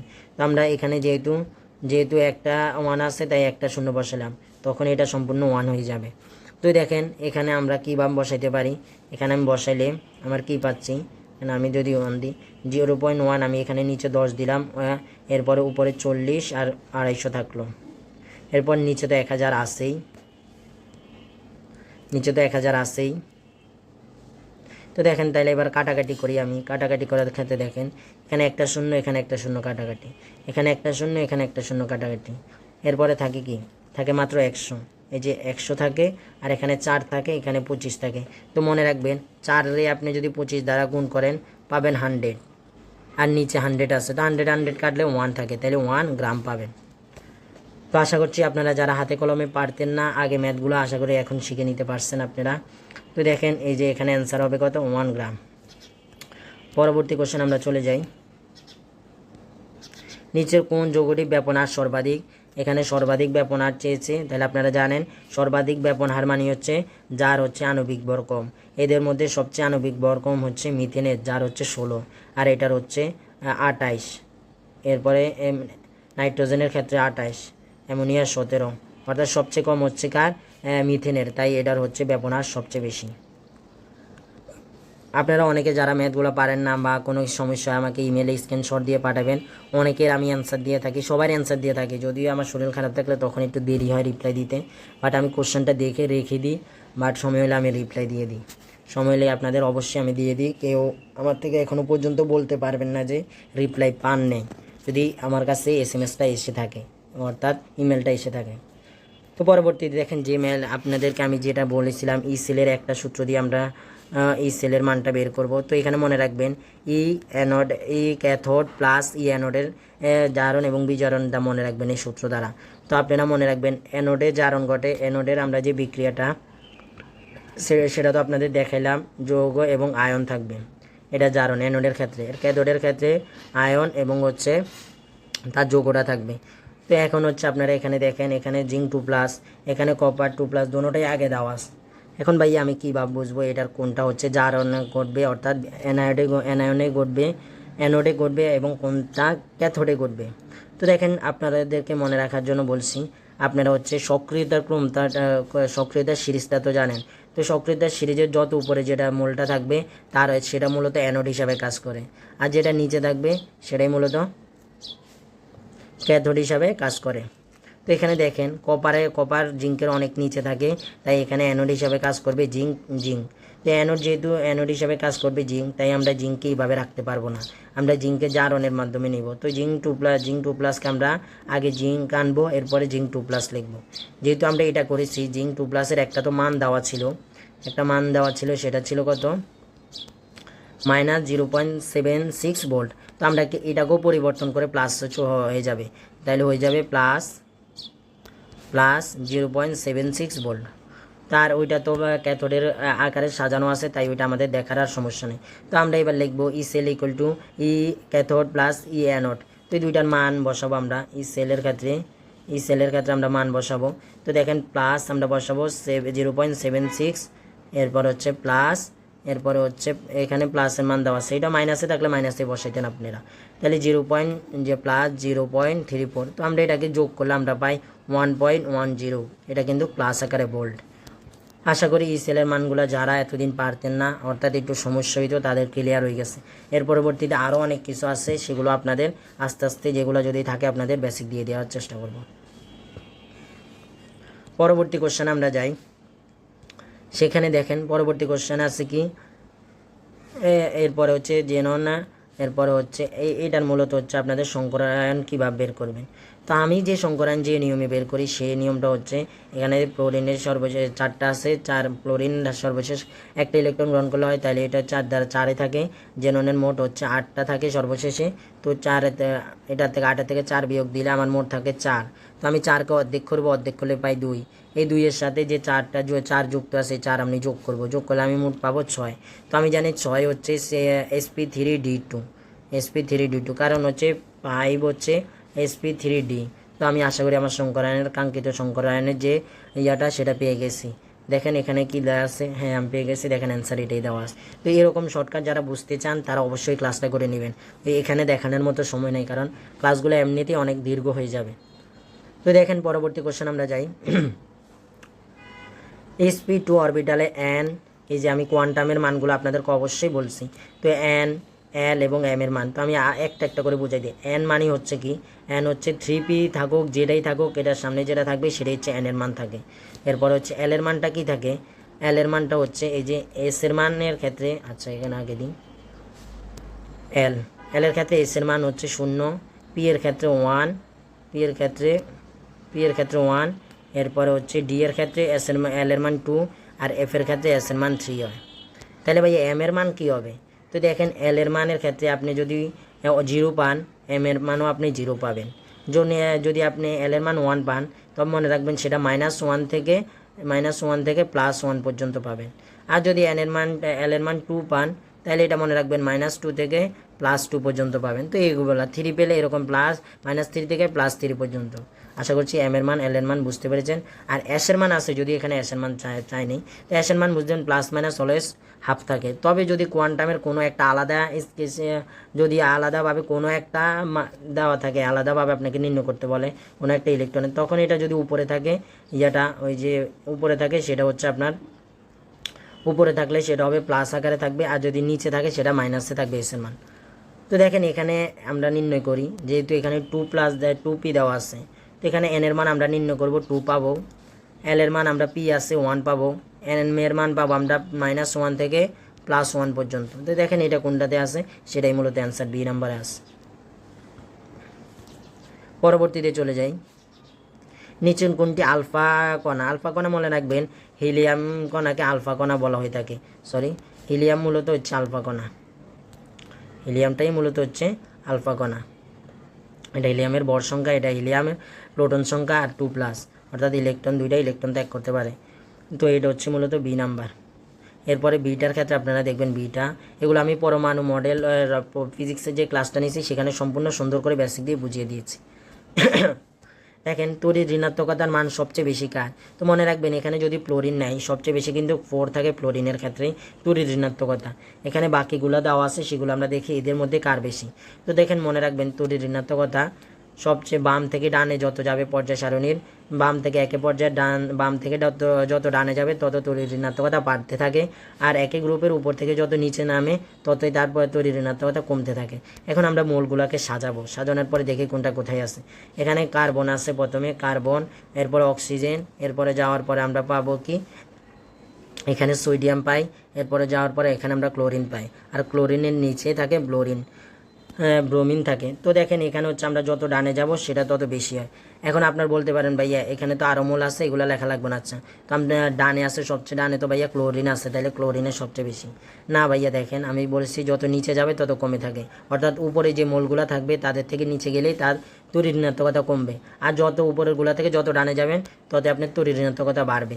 অর্থাৎ এগুলোর মধ্যে আপনি ডানে গেলে অক্সিজেনকে পাবেন সবচেয়ে বেশি, তাহলে অক্সিজেন মূলত হচ্ছে এখানে তড়িৎ ঋণাত্মকতা অন্যগুলোর থেকে বেশি, কারণ এই দুইটা হচ্ছে পরবর্তী। এটা তো উপরে থাকে কার্বন এবং অক্সিজেন, আর এগুলো মূলত হচ্ছে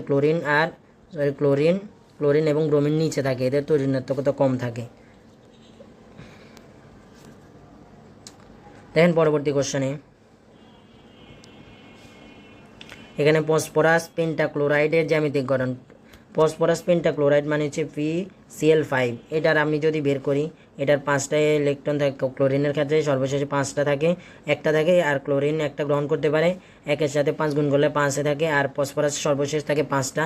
তাই এটাকে যদি আমি বিয়োগ করি 0 পাই, 0কে অর্ধেক করলে 0ই, আর এই 0-এর অর্ধেকের সাথে আমি এই ক্লোরিনের 5 যোগ করলে আমি পাই 5। তো 5-এর ক্ষেত্রে আপনারা জানেন sp3 ডি শুধু থাকে, আর sp3d মানে অষ্টক তলকীয়। তো অষ্টক তলকীয়ের মানে ইংলিশ আপনারা দেখে নেবেন, এগুলো তো আমার আর দেখার বিষয় নেই ভাই, সবগুলোই বলে দিতেছে আপনাদের কীভাবে নির্ণয় করতে হবে অ্যাক্টিডেন্ট অ্যান্সার। এরপর আপনারা C4-এরটাও দেওয়া আছে, এগুলো দেখে নেবেন কীভাবে। এরপরে I5-এরটাও আপনাদের দেখে দিবেন, এটা পঞ্চকীয় দ্বিপিরামিড। FeCl5-এর ক্ষেত্রে আপনার দ্বিপিরামিড দেখা যায়, দ্বিপিরামিড দেখা যায় হচ্ছে FeCl5-এর ক্ষেত্রে। sp3d2-এর ক্ষেত্রে অষ্টক তলকীয় দেখা যায়। তো আশা করি বুঝতে পেরেছেন, একটু মিস্টেক হয়েছে। তারপরে দেখেন আমরা পরবর্তীতে যাই, ক্লোরাইড আয়নের রাসায়নিক সংকেত, এগুলো আপনারা পারবেন। নিচের কোন মৌল যুগলের সর্বস্তরে শক্তি স্তরে একই সংখ্যক ইলেকট্রন থাকে?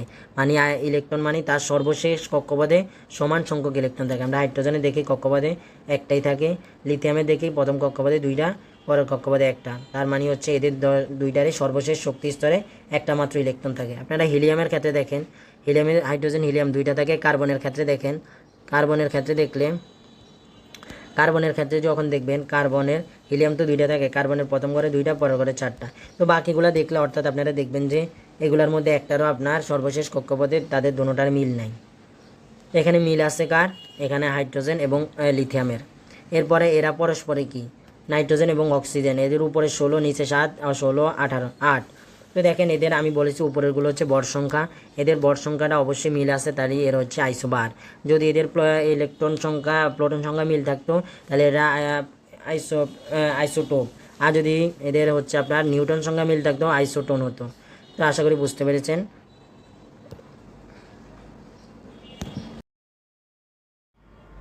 এরপর আমরা যে কোশ্চেনটা দেখব এগুলো মূলত তোমাদের নিজেদের দেখাই উচিত, এগুলো এই যে যেগুলো দেওয়া এখানে বানান টানান অনেক ভুল করেছে এই কোশ্চেনটা যারা টাইপ করেছে।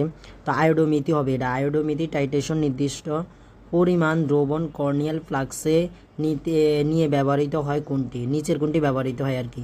এটা হচ্ছে পিপেট ব্যবহার করা হয়, পিপেট মনে রাখবা, পিপেট ব্যবহার করা হয় মূলত, এখানে বানান বলছিল, এটা আয়োডোমিতি হবে আর কি। তো দেখো পরবর্তীতে আমরা কোশ্চেনগুলো দেখি, এখানে আমি কালারটা চেঞ্জ করে নিই। পরবর্তী কোশ্চেনগুলো আমরা দেখি। এরপরে হচ্ছে দেখো ম্যাগনেসিয়াম ক্লোরাইড দ্রবণ থেকে 1 মোল ম্যাগনেসিয়াম, অর্থাৎ এখানে দেখেন আপনাদেরকে দেখাচ্ছি, এই যে দেখেন এখানে হচ্ছে মূলত ম্যাগনেসিয়াম এবং হচ্ছে ক্লোরিন দুইটা, এখানে বাংলা আমরা ম্যাগনেসিয়াম 2+ পাবো এবং প্লাস ক্লোরিন মাইনাস পাবো। তো এখান থেকে মূলত বলেছে কি এখান থেকে 1 মোল ম্যাগনেসিয়াম সঞ্চিত করতে কত ফ্যারেড বিদ্যুৎ প্রয়োজন হয়, তাইলে আমরা এগুলো মূলত বাদ, আমরা ম্যাগনেসিয়াম নিয়ে কাজ করব মূলত। তো ম্যাগনেসিয়ামের ক্ষেত্রে আমি যে বলেছিলাম এখানে 2টা ইলেকট্রন ম্যাগনেসিয়াম ত্যাগ করে, তো 1 মোল মানে যেহেতু 1 মোল যেহেতু 1 ফ্যারেড, এখানে 2টা ইলেকট্রন যেহেতু ত্যাগ করেছে ম্যাগনেসিয়াম, তাই 2 মোলে হচ্ছে কি 2 ফ্যারেড, তো হচ্ছে 2 ফ্যারেড, তাইলে হচ্ছে ম্যাগনেসিয়ামের ক্ষেত্রে 2 ফ্যারেড এটা সঞ্চিত ফ্যারেডের বিদ্যুৎ প্রয়োজন হয়। এর পরবর্তীতে আমরা চলে যাই, আপনাদের ফিজিক্স বলেন এরপরে ম্যাথ বলেন এগুলো আপডেট হয়ে যাবে, আপলোড হয়ে যাবে কালকের মধ্যে ইনশাল্লাহ, শেষ করার চেষ্টা করব কালকে আর পরশুর মধ্যে, 16 তারিখের মধ্যে সব ক্লাস দেওয়ার শেষ করব।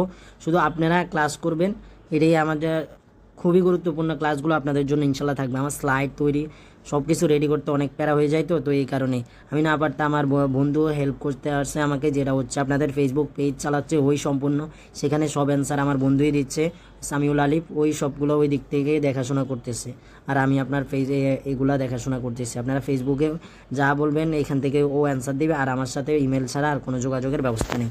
তো আচ্ছা, এরপরে দেখেন নিম্নের বিকিরণগুলোর মধ্যে কোনটি শক্তি বেশি, এটা শক্তি এটা তো আর দেখাই দেওয়ানোর মতো না, এই যে যেগুলার এই দিক থেকে এদিকে যাবে, এরপরে হচ্ছে গামা এক্স রে, এরপর হচ্ছে ইউবি, এদিকের থেকে এদিকে গেলে এদের তরঙ্গ দৈর্ঘ্য বাড়ে, এদের শক্তি কমতে থাকে, আর ডান থেকে বামে গেলে এদের বাড়তে থাকে। তো আপনারা প্রথমে গামা দেখবেন, এখানে কি গামা আছে নাকি, গামা নাই। এরপরে এক্স রে দেখবেন, এক্স রে নাই। এরপরে ইউবি মানে আলট্রা ভায়োলেট আছে কিনা, এই যে দেখেন আলট্রা ভায়োলেট আছে, মানে সি নাম্বারটা এটার অ্যান্সার। তো এইভাবে টেকনিক হিসাবে আপনার দাগাতে হবে। তাড়াহুড়া অনেকে আমাকে কোশ্চেন করেন ভাইয়া আমি পারি, কিন্তু পরীক্ষার হলে পরে দেখি আমার অনেকগুলো হওয়ার কথা কিন্তু হয় নাই। তো আপনারা তাড়াহুড়া করেন, মানসিকভাবে প্রস্তুতি নিতে তাড়াহুড়া ভাব থাকে, তো এই কারণে আপনাদের হয় না। যতটা ফ্রি থাকবেন, আপনি যতটা ফ্রি থাকতে পারবেন এক্সাম হলের মধ্যে, ততটা আপনার পারফরমেন্স অনেক ভালো হয়ে যাবে, অর্থাৎ আপনি অনেক ভালো রেজাল্ট করতে পারবেন আপনি যতটা ফ্রি থাকবেন। আমার এক ফ্রেন্ড আছে যে ওর যে রুমমেট আছে ওই সিভিল ইঞ্জিনিয়ারিং নিয়ে পড়াশোনা করছে গোপালগঞ্জের, তো সে বলতেছে তার যে রুমমেট আছে ও যখন জিএসটি দিয়েছিল তার যাওয়ার কোনো ইচ্ছেই ছিল না, সেখান থেকে সে 100টা কোনো রকম দাগায় চলে আসছে, সেখান থেকে তার 46টা হয়ে গেছিলো। তো ভাগ্যের কারণে তার চান্স হয়ে গেছিলো, এখন সে গোপালগঞ্জে সিভিল ইঞ্জিনিয়ারিং নিয়ে মনে হয় পড়াশোনা করতেছে। তো আসলে কার ভাগ্য কোথায় লেখা থাকে তার কোনো ঠিক তো নেই, যে সেখানে যাওয়ারই কথা ছিল না সে চান্স পেয়ে গেছে। তো এখানে আপনারা দোয়া করবেন এবং সুন্দর করে দাগানোর চেষ্টা করবেন, মাথা ফ্রি। ওই ছেলেটা আমার বন্ধু বলে যতটা তুই ফ্রি থাকবি ততটাই তুই ভালো করতে পারবি। তো আমার বন্ধু যে সবসময় আমার অ্যাডমিশনের সময় এই কথা বলতো আমারে, তো অ্যাডমিশনের সময় এই কথাটা হচ্ছে সবচেয়ে আপনাদের ইম্পর্টেন্ট, যত ফ্রি থাকবেন এক্সাম হলে ততটাই আপনার বেস্ট করতে পারবেন, এক্সামের মধ্যে বেস্ট রেজাল্টটা বের করতে পারবেন। তো আপনাদের এটা আমার করে দিব না, আমি বলেছি নামকরণেরগুলো, যেগুলো আপনারা নামকরণের শর্তগুলো দেখবেন, তারপরে নামকরণগুলো থেকে আসবেই একটা আসবেই, আমি নিজেও দিই নামকরণ থেকে আপনাদের এক্সামে। ওজনীকরণের মাধ্যমে কোনটি হতে প্রোপানন পাওয়া যায়, তো এটা হচ্ছে 2-মিথাইল প্রোপেনের থেকে এটা পাওয়া যায় মূলত। দেখেন আমি মূলত যেগুলো ইম্পর্টেন্ট যেগুলো বেসিক সেগুলো দেখাই দিব। নামকরণ থেকে আপনারা অবশ্যই একটা পাবেন, বারবার বলছি। দেখেন এখান থেকে হাইড্রোজেন পারমাণবিক বর্ণালীর কোন সিরিজে দৃশ্যমান আলোক দেখা যায়, তো এখানে আপনার মূলত জানতে হবে প্রথমে হচ্ছে আপনার কোনটা থাকে, লাইমেন থাকে, লাইমেন এরপরে হচ্ছে বামার থাকে, বামার এরপরে হচ্ছে পেটসেন থাকে, আচ্ছা, সবগুলো দেখানোর দরকার নাই। তো এখানে লাইমেনে মনে রাখবেন অতি বেগুনি ইউবি দেখা যায় লাইমেনে, বামারে ভিজিবল মানে দৃশ্যমান দেখা যায়, আর প্যাচেন ব্যাকেট এগুলার মধ্যে হচ্ছে আপনার কি দেখা যায়, এগুলার মধ্যে দেখা যায় আইআর মানে অবলোহিত আপনার দেখা যায় অবলোহিত। তো আশা করি বুঝতে পেরেছেন। তো এখানে যেহেতু দৃশ্যমান চেয়েছে অর্থাৎ এটার অ্যান্সার হবে লাইমারের ক্ষেত্রে হবে না, লাইমার যেহেতু হচ্ছে আপনার অতি বেগুনি, বামারের ক্ষেত্রে আপনার হচ্ছে দৃশ্যমান। আশা করি বুঝতে পেরেছেন। পরবর্তী কোশ্চেন আমরা চলে যাই। এখানে দেখেন নিচের কোনটির বন্ধন শক্তির মান সবচেয়ে বেশি। এখানে বন্ধন শক্তিটা আপনি দেখেন এখানে তড়িৎ ঋণাত্মকতার পার্থক্যের উপরে অনেক কিছু নির্ভর করে। তো এখানে CF অর্থাৎ হচ্ছে কার্বন এবং ক্লোরিনের যে বন্ধনটা এটা সবচেয়ে শক্তিশালী বন্ধন। এখানে আপনাদের অনেক কিছু লেখা আছে, এগুলো দেখে নিতে পারেন আপনারা, কিন্তু মনে রাখবেন তড়িৎ ঋণাত্মকতা এই যে ক্লোরিনের এবং কার্বনের এইটার মধ্যে সবচেয়ে বন্ধন শক্তিটা বেশি, এদের পার্থক্য আর থাকার কারণে বেশি থাকার কারণে এদের হচ্ছে কি তড়িৎ ঋণাত্মকতার পার্থক্য সবচেয়ে বেশি হওয়ার কারণে এদের বন্ধন শক্তিটাও সবচেয়ে বেশি থাকে মানটা। এছাড়া এদের CF এর বন্ধন শক্তি সবচেয়ে বেশি হয়, এদের কারণ হচ্ছে এদের অধিক আয়নিক হয়ে থাকে। তো দেখেন পরবর্তী কোশ্চেন আমরা চলে যাই, সেটা হচ্ছে পরস্পরে কি। এখানে দেখেন কি দেওয়া আছে, আমি জুম আরও করি। এটা সিলিকন 30 বর সংখ্যা 30 এবং দেওয়া আছে 14 প্লোটন, আরেকটা সিলিকন 31 এবং 15 দেওয়া আছে। তো এখান থেকে আপনাকে বের করবো, আপনি প্রথমে দেখবেন কি, প্রথমে দেখবেন এদের বর সংখ্যা সমান কিনা, বর সংখ্যা সমান কিনা, না এদের বর সংখ্যা সমান না, তাহলে আইসোবার বাদ, আইসোবার বাদ, এখানে আইসোবার বাদ, এটা বাদ। এরপরে হচ্ছে প্লোটন সংখ্যা সমান কিনা, না প্লোটন সংখ্যা সমান না, তাহলে আইসোটোপও বাদ। এরপর আমরা দেখব নিউটন সংখ্যা সমান কিনা, দেখেন 30 থেকে আমি যদি 14 বিয়োগ করি তাহলে আমি পাই 16। এরপরে যদি আমি 31 থেকে 15 বিয়োগ করি তাহলে আমি পাচ্ছি 16, তাহলে আমি বলতে পারি এটা হচ্ছে আইসোটোন। আইসোটোন এরা পরে যেহেতু এদের পরস্পর কি নিউটন সংখ্যা সমান তো এটা অ্যান্সার এ নাম্বার। পরবর্তীতে আমরা চলে যাই, দেখেন এখানে সিগমা বন্ধন কয়টি আছে, আমরা এখানে সিগমা বন্ধন চেয়েছে, আমরা সিগমা বন্ধনও শিখবো। এখানে থেকে পাই বন্ধনটা আমরা বের করব। দেখেন আপনারা বের করবেন কীভাবে, কার্বনের মোট কথা 4টা হাত থাকে। তো এখানে CH3 3টা কার্বন যুক্ত আছে, হাইড্রোজেন যুক্ত আছে। এরপরে কার্বন আরেকটা কার্বনের সাথে যুক্ত আছে, যেটা হচ্ছে একটা হাইড্রোজেনের সাথে যুক্ত, এবং সেটা আবার 2 বন্ধনের সাথে যুক্ত আছে, এবং তার মধ্যে একটা কি আছে, তার মধ্যে একটা কার্বন আরেকটা কার্বন আছে, এই কার্বনটা আরেকটা হাইড্রোজেনের সাথে যুক্ত, এবং সে আবার ত্রিবন্ধন দ্বারা আরেকটা ত্রিবন্ধন নাকি দ্বিবন্ধন এখানে ভালো করে বোঝা যাচ্ছে না, যেহেতু আমি দেখছি একটা ত্রিবন্ধন দ্বারা, হ্যাঁ ত্রিবন্ধন দ্বারা, সরি এখানে আরেকটা হবে। তো এখানে আরেকটা কার্বন আছে, কার্বন যুক্ত আছে, এরপরে এই কার্বনটা আরেকটা ত্রিবন্ধনের সাথে যুক্ত আছে, আর এটা আবার আরেকটা এইচের সাথে যুক্ত আছে। তো দেখেন এখানে আমরা মনে রাখবেন যে একক বন্ধন যদি থাকে সেখানে একটা মাত্র সিগমা থাকে, আর দ্বিবন্ধন যদি থাকে সেখানে একটা সিগমা একটা পাই থাকে, আর যদি ত্রিবন্ধন থাকে মনে রাখবেন এখানে একটা সিগমা এবং 2টা পাই থাকে, 2টা পাই থাকে। তো আমরা দেখি আগে আপনাদের যেহেতু সিগমা বন্ধন চেয়েছে আমরা সিগমা বন্ধনগুলো বের করি। দেখেন সিগমা বন্ধন আমরা বের করলে 1টা 2টা 3টা 4টা 5টা, এখান থেকে একটা 6টা 7টা 8টা, এখান থেকে একটা 9টা, মোট কথা 10টা, এখান থেকে একটা 10টা, তাহলে আমরা সিগমা বন্ধন পেলাম 10টা। তো আমরা সিগমা বন্ধন আসলে 10টা পেলাম। এবার আমরা দেখব পাই বন্ধন কয়টা আছে, যদিও এখানে পাই বন্ধন চায়নি। দেখেন পাই বন্ধনের ক্ষেত্রে আমরা বের করি, পাই বন্ধন যদি আমরা দেখি তাহলে দেখেন এখানে একটা পাই বন্ধন আছে আর এখানে 2টা পাই বন্ধন আছে, পাই বন্ধন তাহলে 3টা পাই বন্ধন আছে, তাহলে 3টা পাই বন্ধন আর 10টা সিগমা বন্ধন এই যোগটার মধ্যে আছে। তো আশা করি বুঝতে পেরেছেন সিগমা এবং পাইয়ের যে আপনার বেসিকটা। এরপরে দেখেন নিচের কোনটি সবচেয়ে স্থিতিশীল কার্বোক্যাটায়ন। তো স্থিতিশীল কার্বোক্যাটায়ন আপনাকে এখানে স্থিতিশীল কার্বোক্যাটায়নের কথা বলেছে আপনাদের।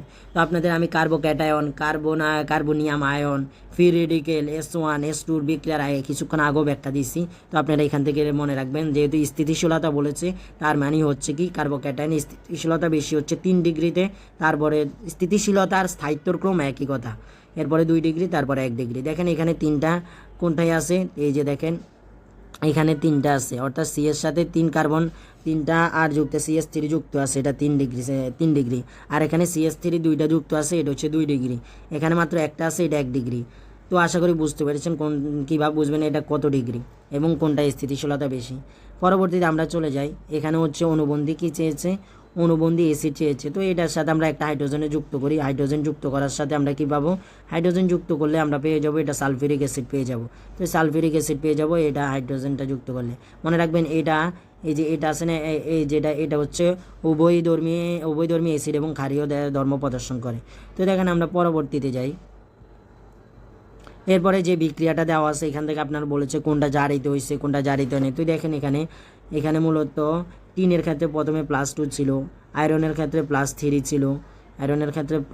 ছিল, তো +3 ছিল, আচ্ছা +3 ছিল। এরপরে টিনের ক্ষেত্রে পরে ওইদিকে যাই +4 হলো।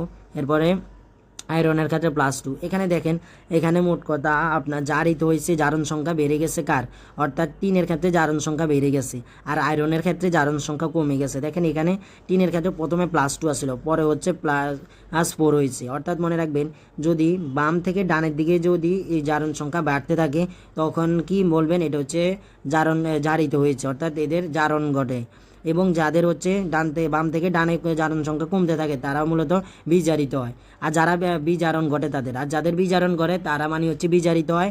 আর বিজারণ মানে হচ্ছে জারক, আর বিজারণ মানে হচ্ছে তাইলে কি জারক, আর জারণ মানে হচ্ছে বিজারক। তো এখানে হচ্ছে মূলত আমরা যেহেতু দেখছি জারণ সংখ্যা টিনের ক্ষেত্রে বেড়েছে, তো আমরা বলতে পারি এটা হচ্ছে মূলত জারণ সংখ্যা ঘটেছে। তো এখানে জারণ সংখ্যা ঘটেছে একটাই দেওয়া আছে, যেটা হচ্ছে কি টিনের ক্ষেত্রে, সেটা হচ্ছে মূলত জারিত হয়েছে। আশা করি আপনাদের এই কোশ্চেনটা বোঝাতে পেরেছি এবং আপনাদের বেসিকটাও দিতে পেরেছি। তো মনে রাখবেন, আপনারা এরকম জারণ সংখ্যা বের করে দেখে তারপরে এগুলা বের করবেন। এরপরে গামা রশ্মির ক্ষেত্রে কোন উক্তিটি সঠিক, গামার আপনারা এগুলা বৈশিষ্ট্যগুলো দেখে নেবেন। এই যে 4m কোয়ান্টামের, এটা তো আমি একটু দেখাই দিই। 4f এর কোয়ান্টামটা আবার NL, এখানে এস এর মান হচ্ছে MS। তো দেখেন আমরা বের করি, n এর ক্ষেত্রে 4, L এর ক্ষেত্রে যেহেতু f, তাইলে 3 বসবো। তাহলে m এর ক্ষেত্রে হচ্ছে +3 থেকে -3 থেকে +3 পর্যন্ত, এদিকে আরও অনেকগুলো থাকবে যেহেতু জায়গা নেই। আর এটা হচ্ছে +-1 +-1/2। তো এটা প্লাসও থাকতে পারে, মানসিকভাবে আপনারা প্রস্তুত নিয়ে রাখবেন যে এটা প্লাসও থাকতে পারে বা মাইনাসও থাকতে পারে, হাফ যে দুটো একটাই থাকতে পারে। তো এখানে দেখেন আমরা এখন মিলাই কোনটাতে আছে। তো এটা মূলত একটাই আছে, আমরা দেখি কি আছে, 4, এরপরে 3, -3 থেকে +3, এরপর হাফ। চলেন আমরা দেখি এখানে কোনটা আছে এবার। তো দেখেন এখানে +4, এটা ঠিক আছে, L এর ক্ষেত্রেও ঠিক আছে, M এর ক্ষেত্রে আবার ঠিক নাই, কারণ আমরা যা দেখছি কি -3 থেকে +3, তাহলে এটা বাদ, এটা প্রথমেই বাদ আমাদের তাতার থেকে। এরপরে +4 আছে, এখানে হচ্ছে L এর মান 2 আছে, এটা P এর ক্ষেত্রে দেওয়া আছে, তাহলে এটাও আমাদের সম্ভাবনার মধ্যে নাই। তো এরপরে আমরা চলে যাই আরেকটা, সেটা হচ্ছে তৃতীয়। এটা এখানে N এর মান ঠিক আছে, L এর মান ঠিক আছে, M এর মান ঠিক আছে, S এর মান ঠিক আছে। তো এটা আমরা একটু কাতায় রাখতে পারি। এরপরে M এর মান এখানে ঠিক আছে, L এর মান এখানে ঠিক আছে, কিন্তু এখানে -4, আমাদের -3 পর্যন্ত জানি আমরা। এরপরে এটা ঠিক আছে, তাহলে এটাও বাদ। এখন আমরা তাইলে সি নাম্বারটা অ্যান্সার। এখন অনেকের মাথায় আসতে পারে, ভাই আপনার যে সি নাম্বার, আপনি হয়তো অ্যান্সার দেখে বলে দিচ্ছেন সি নাম্বার। তো মূলত হচ্ছে কি, এখানে তো M এর মান আপনি বলছেন -1 থেকে -3 থেকে আর +3, এখানে তো -3 বা +3 লেখা না, এখানে তো +1 লেখা।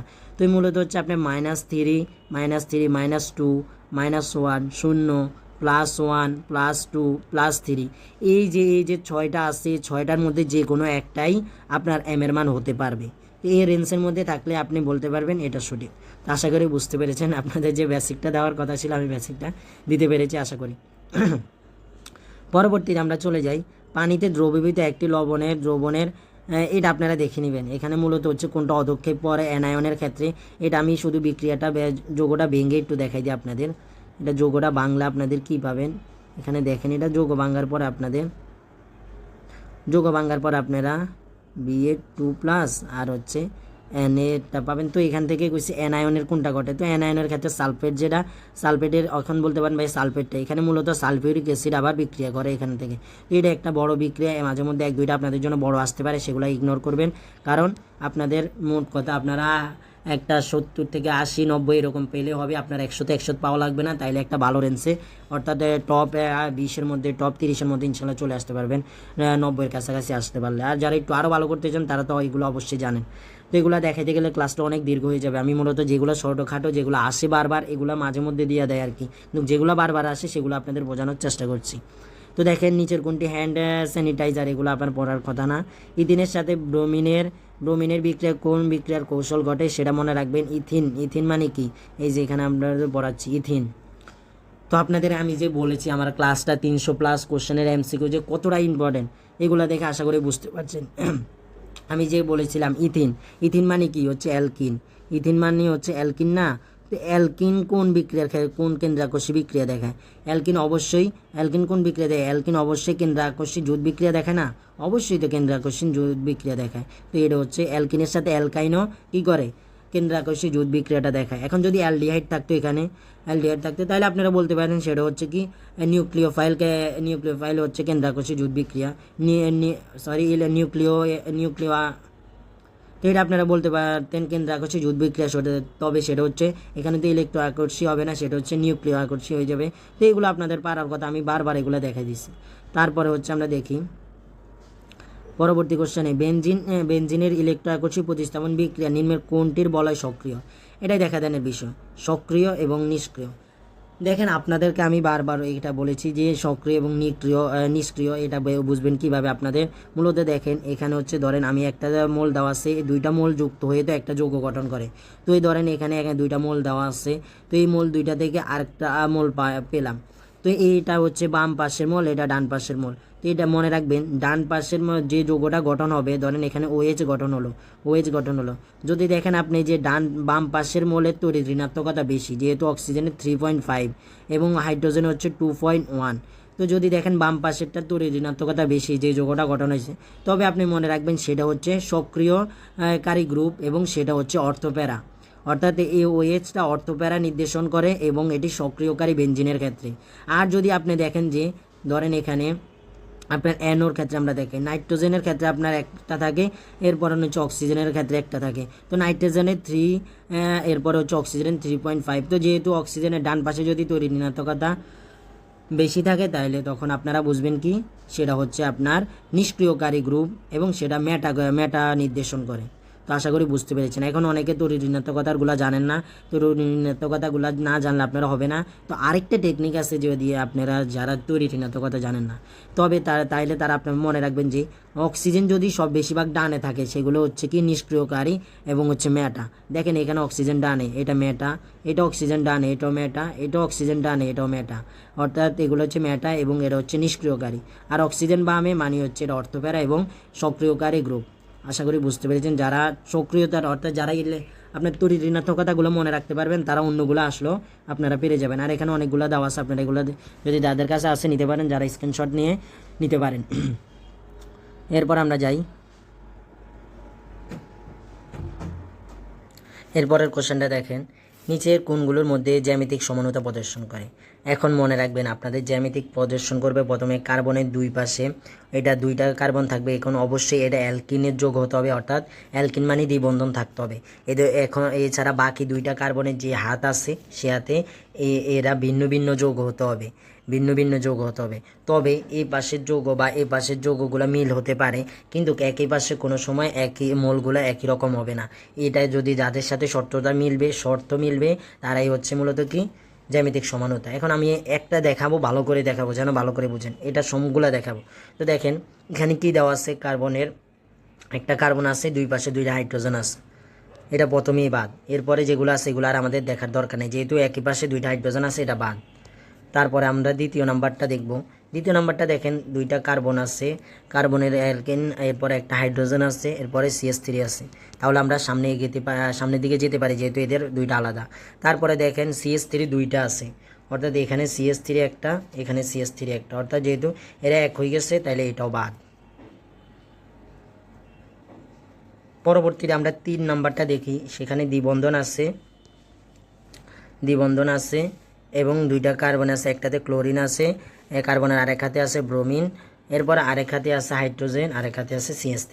তাহলে আমরা এটা বলতে পারি এটা একটা জ্যামিতিক সমানতা, কারণ এদের সবগুলো আলাদা আলাদা এবং একই পাশে এদের একই রকম যৌগ নাই। তাহলে আমরা এটা বলতে পারি এটা হচ্ছে একটি জ্যামিতিক সমানতা। তাও আমরা ডি নাম্বারটা একবার দেখে নিই। ডি নাম্বারটা দেখেন এখানে কি আছে, সি, এরপরে এরপরে দুইটা হাইড্রোজেন আছে, এটা তো আগেই বাদ, তাহলে আমরা আর দেখা লাগবে না। অবশ্যই আপনারা আশা করি বুঝতে পেরেছেন। এই জন্য বলি যারা আমার সাজেশনটা ফলোটা করবেন কেমিস্ট্রিতে, তারা 25-এর মধ্যে 20-22 উঠানো তাদের কোনো ব্যাপারই না, যারা একটু পড়াশোনা করবেন কেমিস্ট্রির ক্ষেত্রে। আর হাজারিনাক স্যারের বই, আমার এই যে ক্লাসগুলা এবং আমি যে 300+ MCQর যে কোশ্চেনটা PDFটা আজকের মধ্যে দিয়ে দেবো ইনশাল্লাহ, তারা ইনশাল্লাহ একটা ভালো রেজাল্ট করবে। আমি বলতে পারি আমাদের এই গ্রুপ থেকে অনেকে চান্স পাবে ইনশাল্লাহ, কারণ অনেকে ভালো স্টুডেন্টস। সব কিছু তো তাকদিরের ব্যাপার, বাকিটা জানি না, সবাই ভালো করছে। এখন কিভাবে করছে তারা জানি না, যদি তারা অন্যভাবে নিজেরা কিভাবে ভালো করছে, যদি অন্য পন্থা অবলম্বন করে, তাহলে তাদের রেজাল্টটা খারাপ হবে, সেটা আমার আর করার কিছু নেই। আমি আপনাদের জন্য সর্বোচ্চ চেষ্টা করেছি। দেখেন রাসায়নিক বিক্রিয়া একটি প্রভাবক কিসের পরিবর্তন করে, মূলত এই যে আমরা যে প্রভাবকগুলো ব্যবহার করি একটা বিক্রিয়ার মধ্যে HCl এইগুলো ব্যবহার করি, এগুলো মূলত আপনারা মনে রাখবেন। এইসব প্রভাবকগুলো একটা বিক্রিয়ার ক্ষেত্রে যেন বিক্রিয়াটা খুব তাড়াতাড়ি হয়ে যায় সেটার ক্ষেত্রে আপনার কাজ করে, বা সেটা যেন আপনি যদি আস্তে করতে চান, আস্তে বিক্রিয়াটা পরিচালনা করতে চান বা বিক্রিয়াটা ঘটতে দেরি করতে চান, তাহলে সেরকম একটা আপনি প্রভাবক ইউজ করেন থাকেন। তো এটা মূলত হচ্ছে এটা সক্রিয় শক্তিটা আর পরিবর্তন ঘটায়, এরা অন্য কোনো পরিবর্তন ঘটায় না। এটা বিক্রিয়ার কোনো আপনার অন্য কিছু করতে পারবে না যে বিক্রিয়ার একটা বিক্রিয়া থেকে আরেকটা বিক্রিয়ায় পরিণত করে দিবে, সেটা প্রভাবক কাজ করে না। প্রভাবক মূলত হচ্ছে একটা বিক্রিয়া যেন দ্রুত হয়, সক্রিয় শক্তিটার পরিবর্তন এইগুলো করে থাকে, সে বিক্রিয়ার কোনো পরিবর্তন করতে পারে না। দেখেন নিচের কোন অক্সাইডটি অম্লীয়, মনে রাখবেন অম্লীয় অক্সাইড এবং ক্ষারীয় অক্সাইড, উভধর্মী অক্সাইড, এগুলো আপনারা যতগুলো আছে সবগুলো মুখস্থ করবেন। এটা মূলত সি নাম্বার হচ্ছে অম্লীয় অক্সাইড। এরপরে নিরপেক্ষ অক্সাইডে হচ্ছে CO। এরপরে হচ্ছে আপনারা যতগুলো আছে সবগুলো মুখস্থ করবেন। যেগুলো মুখস্থের বিষয় সেগুলো তো আমার দেখাই দেওয়ানোর আর বিষয় না, যেগুলো বেসিক সেগুলো দেখা দিচ্ছে। অম্লীয় অক্সাইডের থেকে অবশ্যই একটা আসতে পারে, অবশ্যই একটা আসতে পারে। যারা ক্লাস করতেছেন তারা শেষ পর্যন্ত যে থাকবেন তাদের কোনটা কোনটা ইম্পর্টেন্ট সেটা আমি বলে দেবো। দেখেন নিচের বিক্রিয়ার ক্ষেত্রে বিক্রিয়কটি হলো কোনটা, আচ্ছা এটা আপনারা দেখে নেবেন। এগুলো দেখার মতো না। পিএস নির্ণয়, এই পিএস নির্ণয় আপনারাই করতে পারবেন ওই একই রকম, এটা তো করেছি আমরা। এখানে দেখেন এখানে হচ্ছে ক্ষার দেওয়া আছে, তাহলে আমরা OH-এরটা আগে বের করবো। OH-এরটা বের করার আগে আমরা আগে এটাকে ইনভার্স আকারে করবো। এখানে দশমিকের পর 2টা আছে, ইনভার্স 2 দিলাম। এরপরে হচ্ছে আমরা ইনভার্স 2 দিলে আমরা POH বের করব। POH-এর ক্ষেত্রে বের করলে আমরা কি পাবো, মাইনাস লগারিদম 10^2। তো আমরা এই 2টাকে সামনে নিয়ে আসবো, আর এটা তো শূন্য থাকে, তো আমরা তাহলে 2 পাবো এখানে অ্যান্সার। তো আমরা POH পেলাম 2, এর থেকে আমরা 14 বিয়োগ করবো, 14 থেকে 2 বিয়োগ করলে আমরা পাবো কত, 12। তো আশা করছি এটার PS যেহেতু চেয়েছে এটার অ্যান্সার 12, এরকম একটা আমরা কোশ্চেন করেছি। তো দেখেন পরবর্তীটা দেখি আমরা। দহনের ফলে 6 গ্রাম হাইড্রোজেন থেকে কত গ্রাম পানি উৎপন্ন হয়। দহন মানেই মনে রাখবেন অক্সিজেন, তো অক্সিজেন গ্যাস থাকে, তো যেহেতু হাইড্রোজেনের সাথে অক্সিজেন আপনি বিক্রিয়া করলেই তো পানি পাবেন, তো পানি পাবেন অক্সিজেনের সাথে পানি বিক্রিয়া করলেই, তো মূলত পানি এটা সমতা করার জন্য হাফ দেওয়া হয়েছে। তো পানি দেখেন এখানে হাইড্রোজেন এবং পানির ক্ষেত্রে বলেছে, এখানে হাইড্রোজেন মূলত 2 মোল এবং অক্সিজেন আপনি পেয়েছেন 2 মোল থেকে 18 মোল পেয়েছেন। তো আপনাকে বলেছি কি 6 মোল থেকে কতটা পাবেন, তো এই 6 মোল আপনি হিসাব করেন, 6 মোল থেকে পাবেন, উপরে দেন 18, উপরে 18, এরপরে যাবে কত, উপরে 18, এরপরে এখানে 18 বসবে, আর এটা তো নিচে 2 আর উপরে ইন্টু 6 বসবে। তো গুণ করেন 3 দুগুণে 6, 3 বসবে 8, 3 18 56। তো আপনারা এটা অ্যান্সার করে ফেলতে পারবেন। অর্থাৎ আমরা 2 মোল থেকে আমরা 2 মোল হাইড্রোজেন থেকে আমরা 18 গ্রাম পানি পেয়েছি এখানে আর হচ্ছে 6 মোল থেকে আমরা পাবো হচ্ছে 54 গ্রাম পানি। তো আশা করি বুঝতে পেরেছেন। আমরা পরবর্তী যাই। তাপমাত্রা 4 গুণ করলে একই গ্যাসের বর্গমূল গড় বর্গবেগ কত হবে, অর্থাৎ RMS বেগ। অর্থাৎ আপনাকে জানতে হবে আগে RMS বেগের সাথে RMS বেগের সাথে সম্পর্ক তাপমাত্রার কি। আমরা প্রথমে সূত্র লিখি RTM। এই এমটা মূলত কেজি আকারে থাকবো, এখানে কেজি থাকতে হবে। তো আপনি কেজিটা আপনার সবসময় থাকে, এটা আপনি 10^3 দিলে হয়ে যায়, তো এটা থাকে। তো আমাদের তো এতগুলো দরকার নেই, আমাদের তাপমাত্রার সম্পর্ক দরকার। তো আমরা এগুলো মুছে দিই, এগুলো মূলত মুছে দিই, এগুলো মুছে দিলে এরপরে তাপমাত্রা থাকে। তো তাহলে RMS বেগের সাথে সমানুপাতিক সম্পর্ক হচ্ছে তাপমাত্রা, কিন্তু সেটা বর্গমূলে। তো আমরা যদি দেখি এখানে যেহেতু তাপমাত্রা 4 গুণ করা হয়েছে, তো আমি যদি 4 গুণ করি তাপমাত্রা RMS বেগ 4 গুণ করলে হচ্ছে, আমি যদি 4 গুণ করি অর্থাৎ 4 করলে এটাকে √4কে আমরা যদি করি তাহলে 2 পাই, তাহলে এটা হচ্ছে RMS বেগ দ্বিগুণ হয়ে যায়, RMS বেগ দ্বিগুণ হয়। পরবর্তীতে আমরা যাই। এরপরে দেখেন নিচের কোনটি বিষম চাঁদকি যৌগ, সেটা ফিউরান মনে রাখবেন। অ্যালোমেটিক কারা এখান থেকে একটা প্রায় চলে আসে, এগুলো অ্যালোমেটিক এবং অ্যালোফেটিকগুলো দেখে নেবেন আপনারা। কোনটি প্রাইমারি স্ট্যান্ডার্ড পদার্থ নয়, যেগুলোর মধ্যে C নাই সেটা হচ্ছে প্রাইমারি স্ট্যান্ডার্ড পদার্থ নয়, সেটা হচ্ছে সেকেন্ডারি। তো আশা করি বুঝতে পেরেছেন, এগুলো দেখার মতন। আর এরপরে দেখেন PVC পলিমারের পুনরাবৃত্তি একক কোনটি, এটা অবশ্যই মনে রাখবেন, এটা প্রায় 2-3 বার দিয়ে আসছে, তো এটা মনে রাখবেন, এগুলো আপনারা C নাম্বার এটার অ্যান্সার। তো এরপরে যাই নিচের কোন যৌগে হাইড্রোজেন বন্ধন ঘটে না। তো আমি হাইড্রোজেন বন্ধন নিয়ে একটু অনেক আগে ঘাটাঘাটি করছিলাম আমার যখন অ্যাডমিশনে। দেখেন আপনার অনেক সময় বলি যে শুধু ফ্লোরিন এবং অক্সিজেন এই 3টা ফোন থাকলেই মূলত কোনো যৌগের সাথে FON থাকলেই মূলত সেটা হচ্ছে হাইড্রোজেন বন্ড দেখায়। তো আমরা অনেক সময় দেখি ভাই এই যে এখন অ্যালকোহল থাকতে পারে, আপনার অ্যালকোহল লিখে দিতে পারে, এরপরে ফেনল থাকতে পারে, তো ওই সময় অনেকে বুঝতে পারে না। তো মনে রাখবেন আপনারা বেনজিনের ক্ষেত্রে, এরপরে হচ্ছে অ্যালডিহাইডের ক্ষেত্রে, এখন অ্যালডিহাইডের ক্ষেত্রে তো CO আছে, অ্যালডিহাইডের ক্ষেত্রে, ফেনলের ক্ষেত্রে, এরপরে কিটোনের ক্ষেত্রে ক্ষেত্রে মোট কথা এরা হাইড্রোজেন বন্ড দেখায় না। আর হাইড্রোজেন বন্ধন দেখায় কারা তাহলে ভাইয়া? যাদের সাথে FON যুক্ত থাকে এবং হচ্ছে যারা হচ্ছে কি আপনার অ্যালকোহল এবং ফেনল, এগুলো হচ্ছে কি আপনার মূলত হাইড্রোজেন বন্ধন দেখায়। এখানে হচ্ছে হাইড্রোজেন বন্ধন দেখায় না, এখানে মিথেনটাই শুধু হাইড্রোজেন বন্ধন দেখায় না, কারণ এখানে হচ্ছে FON একটাও যুক্ত নাই, বা এটা হচ্ছে অ্যালকোহলও না, বা হচ্ছে এটা ফেনলও না। এটা অ্যালকোহল, এটা যুক্ত থাকে HF এর সাথে তো যুক্ত থাকে, NS এর সাথেও হাইড্রোজেন বন্ধন থাকে। আশা করি বুঝতে পেরেছেন। এই কোশ্চেনটা উঠে নেই আপনার তাপমাত্রার প্রয়োগ। আপনারা লাশ আদিয়ার নীতি অবশ্যই পড়বেন। লাশ আদিয়ার নীতির বিক্রিয়ার ক্ষেত্রে তাপমাত্রা বৃদ্ধি করলে কি হয়, চাপ বৃদ্ধি করলে কি হয়, এগুলো অবশ্যই পড়বেন, অবশ্যই পড়বেন আপনারা হচ্ছে লাশ আদিয়ার নীতিগুলা। তাপমাত্রা বেশি করলে কি হয়, চাপ বেশি করলে কি হয়। দেখেন আমি একটু তাও দেখাই দিই। মনে রাখবেন যদি তাপ হারি বিক্রিয়া হয়, ডেল এস এর মান যদি পজিটিভ হয়, ডেল এস যদি পজিটিভ হয়, সেটা হচ্ছে তাপ হারি বিক্রিয়া। তো তাপ হারি বিক্রিয়ার ক্ষেত্রে আপনি যদি তাপমাত্রা বৃদ্ধি করেন, তাপমাত্রা বৃদ্ধি করলে বিক্রিয়া সামনের দিকে যাবে, ঠিক আছে। আর যদি তাপ হারি বিক্রিয়ার ক্ষেত্রে আপনি তাপমাত্রা কমান, তাহলে বিক্রিয়া পিছনের দিকে পশ্চাৎমুখী হবে। এছাড়া হচ্ছে কি তাপমাত্রার প্রয়োগটা দেখাচ্ছি। তাহলে তাপ হারি বিক্রিয়ার ক্ষেত্রে তাপমাত্রা প্রয়োগ করলে বিক্রিয়া সামনের দিকে যায়, আর তাপমাত্রা কমালে বিক্রিয়া পিছনের দিকে বা পশ্চাৎমুখী হয়। এখন যদি সেটা হচ্ছে তাপ উৎপত্তি বিক্রিয়া হয়, তখন মনে রাখবেন তাপ উৎপত্তি বিক্রিয়ার ক্ষেত্রে তাপমাত্রা প্রয়োগ করলে বিক্রিয়া পিছনের দিকে যায়, তাপমাত্রা কমালে বিক্রিয়া সামনের দিকে যায়, এটা মনে রাখবেন। এরপরে চাপের ক্ষেত্রে আপনারা যে বিষয়গুলো মনে রাখবেন, চাপের ক্ষেত্রে হচ্ছে আপনারা বিক্রিয়ার এখান থেকে ধরেন বিক্রিয়া হলো, তো বিক্রিয়ার এই সামনে যে মোলগুলো থাকবে এই মোলগুলো হিসাব করবেন। তখন দেখবেন যেদিকে মোল সংখ্যা কম থাকবে, ধরেন এখানে হচ্ছে মোল সংখ্যা আছে 2 আর এখানে আছে 3 মোল সংখ্যা দেওয়া।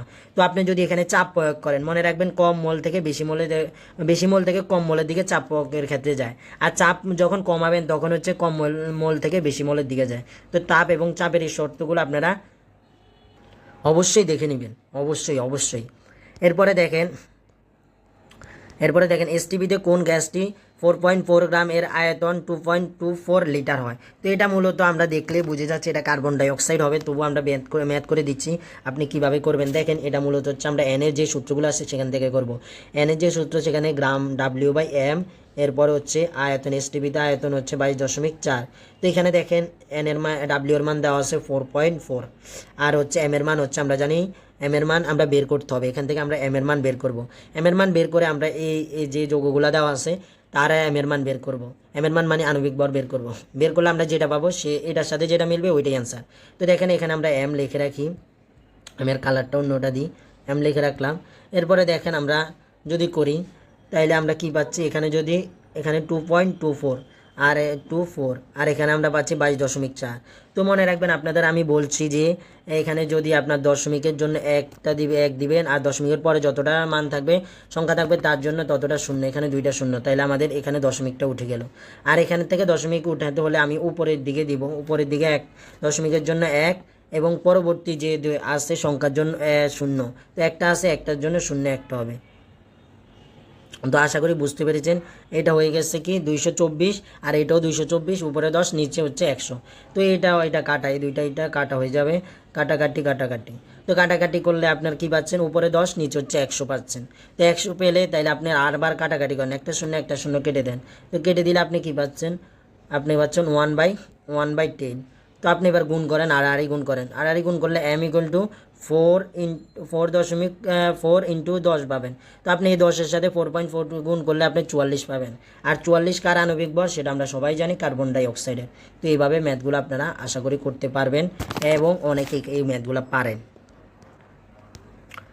এরপরে হচ্ছে বিক্রিয়ার হার সম্পর্কে। দেখেন এটা মূলত বি নাম্বার অ্যান্সার হবে। এখন আপনি বলে দিতেন ভাইয়া অ্যান্সার তো আছে, এখানে দাগাই দিতে পারছি না। এখানে অ্যান্সার মূলত আপনি জানেন, বিক্রিয়ার ক্ষেত্রে মূলত মনে রাখবেন প্রথমে মাইনাস থাকবে, মাইনাস, এরপরে ডেল এ থাকবে অর্থাৎ বিক্রিয়কেরটা, এরপরে এই বিক্রিয়া করতে যে টাইমটা লাগছে সেটা, এরপরে আপনার হচ্ছে যেটা থাকবে সেটা হচ্ছে ডেল বি উৎপাদের যে বিক্রিয়াটা, উৎপাদের বিক্রিয়ার, আর হচ্ছে বিক্রিয়া করতে যে টাইম সেটা। এটাই মূলত হচ্ছে বিক্রিয়ার হারের সূত্র। তো এখানে আপনাদের বিক্রিয়ার হারে শুধু এই যে মাইনাস ডেল টির মানটা আছে, তো এগুলো আপনারা দেখবেন। এরপরে হচ্ছে আমরা পরবর্তীতে যাই। 1 ডিগ্রি, 2 ডিগ্রি, 3 ডিগ্রি অ্যামিনের পার্থক্য করা যায় কোন প্রক্রিয়া? মনে রাখবেন 1 ডিগ্রি 2 ডিগ্রি নাইট্রাস অ্যাসিডের ক্ষেত্রে এটা পার্থক্য করা যায়। এরপরে ওই যে নামকরণ পাইনি এখন পর্যন্ত, একটা সলিউশনও দেখি নাই, তো এটা নামকরণ দেখবেন। পরবর্তীতে আমরা যাই, এটা গণমাত্রায় জলীয় দ্রবণে পিএস, এই পিএসটা আপনারা নির্ণয় করবেন। এখানে হচ্ছে মনে রাখবেন, এখানে হচ্ছে আপনার আচ্ছা করেই দিই, এখানে হচ্ছে আপনার পাবো কত 10⁻²। তো এখানে আপনার ক্ষারীয় দেয়া থাকে না, এখানে অম্লীয়টা দেওয়া আছে। পিএস বের করলে আপনি minus PS equal to minus লগারিদমের মধ্যে 10⁻² বসালে আপনি এটার অ্যান্সার 2 পাবেন, অ্যান্সার 2। তার পরবর্তীতে আমরা চলে যাই, নিচের কোন লবণটি জলীয় দ্রবণে বর্ণহীন। মনে রাখবেন বর্ণহীন কারা দেখায়, যারা হচ্ছে অবস্থান্তর মূল, তারা মূলত হচ্ছে রঙিন যৌগ গঠন করে। যারা হচ্ছে ডি ব্লকে 1 থেকে তার কক্ষপথে শেষ কক্ষপথে 1 থেকে 9 থাকে, তারাই হচ্ছে মূলত ডি ব্লকের মূল। এবং এই ডি ব্লকের মূলগুলাই মূলত হচ্ছে এই ডি ব্লকের 1 থেকে 9 যে মূলগুলো আছে সেগুলো মূলত হচ্ছে কি তারা অবস্থান্তর মূল দেওয়া হয়। আর অবস্থান্তর মূল হলে কি কি সুবিধা তাদের, তারা রঙিন যৌগ দেখায়, তারা প্যারাচুম্বকীয় ধর্ম প্রদর্শন করে, এই সবগুলো 5 ধরনের করে। তো এগুলো আপনারা দেখে নেবেন। তো আমরা রঙিন যৌগটা দেখি। তো যেহেতু এখানে আমরা দেখব কারা রঙিন যৌগ গঠন করে বর্ণহীন বলেছে, তার মানে বর্ণহীন মানে যেটা হচ্ছে তারা অবস্থান্তর মূল নয়। সেটা আমরা কপারের ক্ষেত্রে জানি, কপার বা হচ্ছে অবস্থান্তর মূল, এটা আপনারা ইলেকট্রন বিন্যাস করে সবাই দেখবেন ডিগ অরবিটাল। এখানে মূলত জিঙ্কটা হচ্ছে কি অবস্থান্তর মূল নয়, কারণ জিঙ্কের সর্বশেষ কক্ষপথে D10 থাকে। তো আমরা জানি D 1 থেকে 9 হলে অবস্থান্তর মূলের আমরা বলতে পারবো। তাহলে বর্ণহীন লবণটা হচ্ছে কোনটা, বর্ণহীন লবণটা হচ্ছে মূলত জিঙ্ক ক্লোরাইড। এরপরে আমরা চলে যাই, ইথাইল আয়োডাইড এবং জলীয় পটাশিয়াম হাইড্রোক্সাইড এর বিক্রিয়া কোনটি উৎপন্ন হয়, এটা মূলত হচ্ছে ইথানল উৎপন্ন হয়। এরপর আমরা যাই কোনগুলো অপধাতু। মোট কথা মনে রাখবেন অপধাতু হচ্ছে 6টি অপধাতু দেওয়া আছে। এই 6টি অপধাতু আপনারা কীভাবে মনে রাখবেন, কোনটা সিলিকন মনে রাখবেন, সিলিকন, অ্যান্টিমনি, এরপর আর্সেনিক, এরপরে এইগুলো আপনারা মনে রাখবেন। 6টা মোট কথা অপধাতু আছে। তো এখান থেকে অপধাতু এই যে আবার এখানে দেওয়াই আছে, এই যে অপধাতুগুলো আপনারা মিথ্যা ধাতু 2 নম্বর গ্রুপের, সেটা মনে রাখতে পারেন। বিরিয়ানি, মোগলাই, কাবাব, সরিয়ে বাটিতে রাখ। এরপরে হচ্ছে খাড়িগুলো মনে রাখতে পারেন, লিনাকে রুবি শেষে ফেলেছে। এগুলো দ্বারা সবাই মনে রাখে, আমরা যখন ভাইদের কাছে পড়ছি এগুলো দ্বারাই তারা আমাদেরকে পড়াইছে আর কি। এরপর আপনারা মুদ্রা ধাতু কোনগুলা, 3টা মুদ্রা ধাতু আছে আপনাদের, সেগুলো অবশ্যই জানতে হবে। যেমন হচ্ছে কপার হচ্ছে মুদ্রা ধাতু, এরপর হচ্ছে সিলভার মুদ্রা ধাতু, গোল্ড হচ্ছে মুদ্রা ধাতু, এগুলো আপনাদের জানতে হবে। তারপরে আপনাদের অভিজাত গ্যাস কোন গ্রুপের বলা হয়, গ্রুপ 18 যে গ্রুপটা আছে সেটাই মূলত হচ্ছে কি আপনাদের অভিজাত গ্যাস। সবচেয়ে ইম্পর্টেন্ট সেটা হচ্ছে ব্যতিক্রমী ইলেকট্রন বিন্যাস কারা দেখায়, মনে রাখবেন ক্লোরিন, এরপরে হচ্ছে কি কপার, সিলভার, গোল্ড, এরপরে এরপর হচ্ছে মলিডিয়াম। এগুলো হচ্ছে মূলত এই সবগুলো হচ্ছে যে ব্যতিক্রমী ইলেকট্রন বিন্যাস। আপনাদের আসলে আমি দরকার হলে আপনাদের স্ক্রিনশট দিয়ে দেখাবো দরকার হলে, যে আমি আপনাদেরকে পড়াইছি আপনারা হয়তো মনোযোগ দিয়ে পড়েন নাই। কারণ হচ্ছে ইলেকট্রন বিন্যাসের ব্যতিক্রম কোনগুলো, এটা প্রায় এক্সামে আপনাদের এবারও জাহাঙ্গীরনগরে মনে হয় এসেছে, নাকি কোনো একটাই এক্সামে এসেছে এগুলো। দেখেন পরবর্তী কোশ্চেনটা আপনাদের পড়ার। এর পরবর্তী শিখা পরীক্ষায় নীলা বা সবুজ কারা দেখায়, মনে রাখবেন সেটা কপার দেখায়। এগুলো তো আপনাদের শিখা পরীক্ষারগুলো বর্ণগুলো পড়তে বলছে। কপার দেখায় নীলা বা সবুজ, সোডিয়াম সোনালি হলুদ, ক্যালসিয়াম ইটের মতো লাল, ম্যাগনেসিয়াম হচ্ছে মনে রাখবেন ম্যাগনেসিয়াম ও বেরিলিয়াম এরা হচ্ছে বর্ণ দেখায় না, এই দুইটা কোনো বর্ণ দেখায় না, এরা বর্ণহীন। আরগুলার মধ্যে বর্ণ দেখায়, এগুলো মনে রাখবেন। আপনার কোশ্চেন আসতে পারে নিচের কোনটি বর্ণহীন। তো ম্যাগনেসিয়াম এবং বেরিলিয়াম থাকবো আপনার অপশনের মধ্যে। এরপরে যাই আমরা পরবর্তীটা আপনারা নিজেরা দেখে নেবেন। আপনাদের বিক্রিয়াগুলো ওটস বিক্রিয়াটা সহজ বিক্রিয়াগুলো দেয়। এরপরে হচ্ছে এখানে হচ্ছে অনুবন্ধী অ্যাসিড দেওয়া আছে, আপনারা পারবেন, এগুলা দেখানোর বিষয় নাই। এরপরে হচ্ছে এটা সমানুতার, আপনারা বড় ভাইদের ক্লাসগুলো করে নিতে পারেন। সমানুতা C5H12 এর সমাণু সম্ভব হচ্ছে 3টা। আর মনে রাখবেন আপনারা সমাণুর যে সংক্ষিপ্ত যে একটা শর্টকাট সূত্র করেন সেটা সবগুলোর ক্ষেত্রে খাটে না। তো সেভাবে প্রিপারেশন নিয়ে সেভাবে সমাধান করার চেষ্টা করবেন। এরপর আমরা যাই, দেখেন এই যৌগটার ক্ষেত্রে সিগমা এবং পাই বন্ধন কয়টা আছে।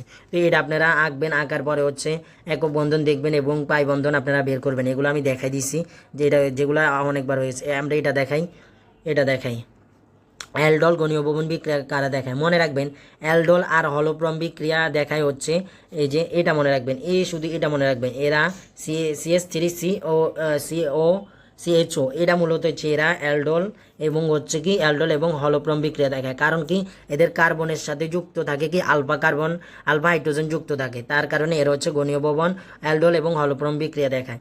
এবং ক্যানিজারো বিক্রিয়া কারা দেখায়? যাদের হচ্ছে কি কার্বনের সাথে আলফা হাইড্রোজেন থাকে না, তারা হচ্ছে হ্যালোজেন ক্যানিজারক বিক্রিয়া দেখায়। এই যে অ্যালডিহাইড আছে, এটা ক্যানিজারক বিক্রিয়া, এগুলো ক্যানিজারক বিক্রিয়া দেখায়। এই যে এই মূলত এটা অ্যালডোল বিক্রিয়া দেখায়, অ্যালডোল বিক্রিয়া দেখায়। তো আশা করি বুঝতে পেরেছেন অ্যালডোল এবং গণীয় ভবন বিক্রিয়া এটা খুবই ইম্পর্টেন্ট। অ্যালডোল, ক্যানিজারো, হলোপ্রম এগুলো ইম্পর্টেন্ট আপনার জৈব রসায়নের MCQ আসার ক্ষেত্রে। এরপরে অ্যালকাইল হ্যালাইডের S2 এর সক্রিয়তার ক্রম তো আপনাদের তো বলেই দিছি S2, এরপর হচ্ছে কার্বোক্যাটায়ন, ফ্রি রেডিকেল, এগুলোর ক্ষেত্রে সক্রিয়তার ক্রম হচ্ছে 1 ডিগ্রি, 2 ডিগ্রি, 3 ডিগ্রি। এরপর 1 ডিগ্রি রাখে আপনার CH3 থাকতে পারে, তো এগুলো দেখবেন। 36 গ্রাম পানিতে অনুসংখ্যা কত? তো আমরা অনুসংখ্যা নির্ণয়ের যে সূত্রটা জানি সেটা মূলত হচ্ছে কি এখানে 36 গ্রাম বলেছে, W/M = XNA। তো এগুলো আমি বারবার দেখাইছি, আর দেখানোর মতো না। তো আপনারা W এর জায়গায় বসাবেন কত? 36 বসাবেন, এখানে 36 বসাবেন। আর পানির ক্ষেত্রে বসাবেন কত? পানির ক্ষেত্রে হচ্ছে আণবিক ভর 18 বসাবেন। এরপরে কাটাকাটি করলে আপনারা পাবেন এখানে 2। তো 2 এর সাথে যখন আপনি N এর ওই যে 6.023 × 10⁻23 এটা গুণ করবেন, তখন আপনারা যেহেতু 6 আর 2 12 সামথিং পাবেন, 12 সামথিং পাবেন, সেটাই অ্যান্সার। তো দেখেন এখানে হচ্ছে 12 একটাই অপশন দেওয়া আছে, এটাই মূলত অ্যান্সার। এখন যদি আপনাকে এখান থেকে পরমাণু নির্ণয় করতে বলতো, তখন আপনি এটার সাথে 3 গুণ করে দিতেন, যেহেতু পানি, তখন আপনি যেটা পেতেন সেটা হচ্ছে পরমাণু সংখ্যা 36 গ্রাম পানির মধ্যে। এরপরে দেখেন সোডিয়াম 2 এবং সালফার 4, অক্সিজেন 6টা, এই যোগে সালফারের এটা আপনারা বের করবেন। আচ্ছা তবু করাই দিই, অনেকে পারবেন হয়তো। সোডিয়াম +1 আছে 2টা, লিখলাম। আমাদের এস এর মান এস হচ্ছে কি x, আর হচ্ছে আছে 4টা। এরপরে অক্সিজেনের ক্ষেত্রে -2 আছে কয়টা? 6টা, = 0। তো এখানে আমরা 2 পাবো, এরপরে 4x পাবো, এরপরে -12 পাবো। তো -12টা ওই পাশে গেলে হয়ে যাবে কত? +12। তো এটা আবার এই 2টা ওই পাশে গেলে -2 হয়ে যাবে। তো এটা মূলত 10 হবে। তাহলে 10 হয়ে গেলে তো আমরা এগুলা কেটে দিলে এখানে তো আমরা 4 থাকে 4, তো 4টা ওই নিচে চলে যাবে। 4টা নিচে চলে গেলে মোট কথা 10, 10কে আমরা 4 দ্বারা ভাগ করব, ভাগ করলে আমরা 2.5 পাবো। তো দেখেন আমরা পরবর্তী কোশ্চেনে যাই। স্পর্শ পদ্ধতি সালফিউরিক অ্যাসিড এর শিল্প উৎপাদনে কোনটি প্রভাবক? মনে রাখবেন এখানে PT প্লাটিনাম এবং হচ্ছে B2O5, এটা মূলত এই দুইটাই মূলত স্পর্শ পদ্ধতিতে প্রভাবক রূপে থাকে। তো এটা দ্বারা একটা আছে মনে রাখা যায়, তাকে সেটা না বলে অনেকে অন্য মাইন্ডে নিতে পারে, তো বাদ দিলাম সে। তাইলে আপনারা এগুলো মনে রাখবেন, স্পর্শ পদ্ধতিতে সালফিউরিক অ্যাসিডের ক্ষেত্রে এটা এই দুইটা প্রভাবক থাকে। এরপরে দেখেন নিচের কোনটা অবস্থান্তর মূল নয়? অবস্থান্তর মূল নয় কোনগুলো? জিঙ্ক এবং স্কাইডিয়াম, এটা এই দুইটা বেশি থাকে। তো এখানে জিঙ্ক আছে কিনা? না, জিঙ্ক নাই। তারপরে দেখেন ক্রোমিয়াম তো অবশ্যই, এরপরে নিকেল তো অবশ্যই, ম্যাঙ্গানেজ তো অবশ্যই, বিআই এটা বাদ, এটাই তাইলে অবস্থান্তর মূল নয়। এরপরে দেখেন ইউরিয়া শিল্পের কাঁচামাল আপনারা পড়বেন। বাংলাদেশে কোন খাতে সর্বাধিক প্রাকৃতিক গ্যাস? এগুলো আগে আসতো। নিচে কোন মলটি প্রথম আয়নীকরণ শক্তি সবচেয়ে কম? দেখেন প্রথম আয়নীকরণ শক্তি সবচেয়ে কম বলছে, আমরা জানি কি যত বাম থেকে ডানে যাব তত আমরা কি আয়নীকরণ শক্তি বৃদ্ধি পায়। তো আমরা এখানে মলগুলো সাজাই, প্রথমে সারণীর অনুসারে সাজাই। তো প্রথমে থাকে কি এখানে সোডিয়াম, এরপরে সোডিয়ামের পর ম্যাগনেসিয়াম থাকে, এরপর অ্যালুমিনিয়াম, এরপরে হচ্ছে সিলিকন, এরকম থাকে। তো দেখেন আপনি যত বাম থেকে ডানে যাবেন তত হচ্ছে আয়নীকরণ শক্তি বাড়ে। তো সবচেয়ে কম কার? কি সোডিয়ামের। আশা করি বুঝতে পেরেছেন। পরবর্তী যাই। একটি দ্রবণে হাইড্রোনিয়াম আয়নের ঘনমাত্রা এত হলে দ্রবণের পিএইচ কত? তো হাইড্রোনিয়াম আয়নের ঘনমাত্রা দেওয়া আছে। তো আপনি দেখেন ভাই এখানে ওএইচেরটা ক্ষারেরটা দেওয়া আছে, আপনারা বের করতে হবে কি? আপনারা বের করতে হবে অ্যাসিডের পিএইচ। তো আপনারা এখানে মূলত এইটা দেখে বোঝা যায় এটা 4 আসবে, ওএইচের মান 4 আসবে, 14 থেকে 4 বিয়োগ করলে এটার অ্যান্সার 10 হয়। পরবর্তীতে যাই, সেটা যে 1.8 গ্রাম পানিতে কতগুলো পানির অণু থাকে, এটা আপনারা করবেন। কোন পরিবর্তনটি তাপ উৎপত্তি? মনে রাখবেন তাপ উৎপত্তি পরিবর্তন হয় যে যৌগগুলা দেখবেন না, যেটা দেখবেন গ্যাসের থেকে তরলে রূপান্তর হয়, সেটাই মূলত হচ্ছে তাপ উৎপত্তি বিক্রিয়ার ক্ষেত্রে পরিবর্তন ঘটে। এখন আমরা দেখি এখানে কোনটা আছে। এখানে তরল থেকে গ্যাস হয়েছে, এটা বাদ। এরপরে হচ্ছে সলিড থেকে লিকুইড হয়েছে, এটা বাদ। লিকুইড হয়েছে, এটাও বাদ। এরপরে এটা হচ্ছে লিকুইড থেকে গ্যাস হয়েছে, এটাও বাদ। এরপরে এটা গ্যাস থেকে লিকুইড হয়েছে, এটা আছে, ঠিক আছে, তাহলে অ্যান্সার ডি। আপনার যোগগুলো দেখবেন আপনারা, ওই যে গ্যাসের আর লিকুইড মানে হচ্ছে বাষ্পটা দেখবেন। আচ্ছা, এরপরে এটা হচ্ছে কি এদের দুইজনের মধ্যে পানি এবং আয়রন 3+ মধ্যে এদের মধ্যে সন্নিবেশ বন্ধন মূলত দেখা যায়। তো আপনারা এই যৌগের মধ্যে কয়টা বন্ধন মূলত দেখা যায়? একটা যৌগ দেখে আপনি কীভাবে বলতে পারেন সালফিউরিক অ্যাসিডে মোট কয়টা যৌগ আছে, কেউ বলতে পারবেন? এটা এখানে 2টা যৌগ আছে, সরি 2টা বন্ধন দেখা দেয়। তো কোনো যৌগ দেখে এরপর আপনারা দেখেন তো এখানে সোডিয়াম কার্বনেটের মধ্যে কয়টা বন্ধন আছে, সেখানে মূলত 3টা বন্ধন আছে। তো আপনারা বন্ধন দেখে কীভাবে শিখবেন সেগুলোর ক্লাস আছে, আমারও মনে হয় ক্লাস আছে, দেখতে পারেন। এছাড়া বিভিন্ন বড় ভাইদের ক্লাস থাকলে আপনারা দেখে শিখে নিতে পারেন, এগুলো খুবই ইম্পর্টেন্ট।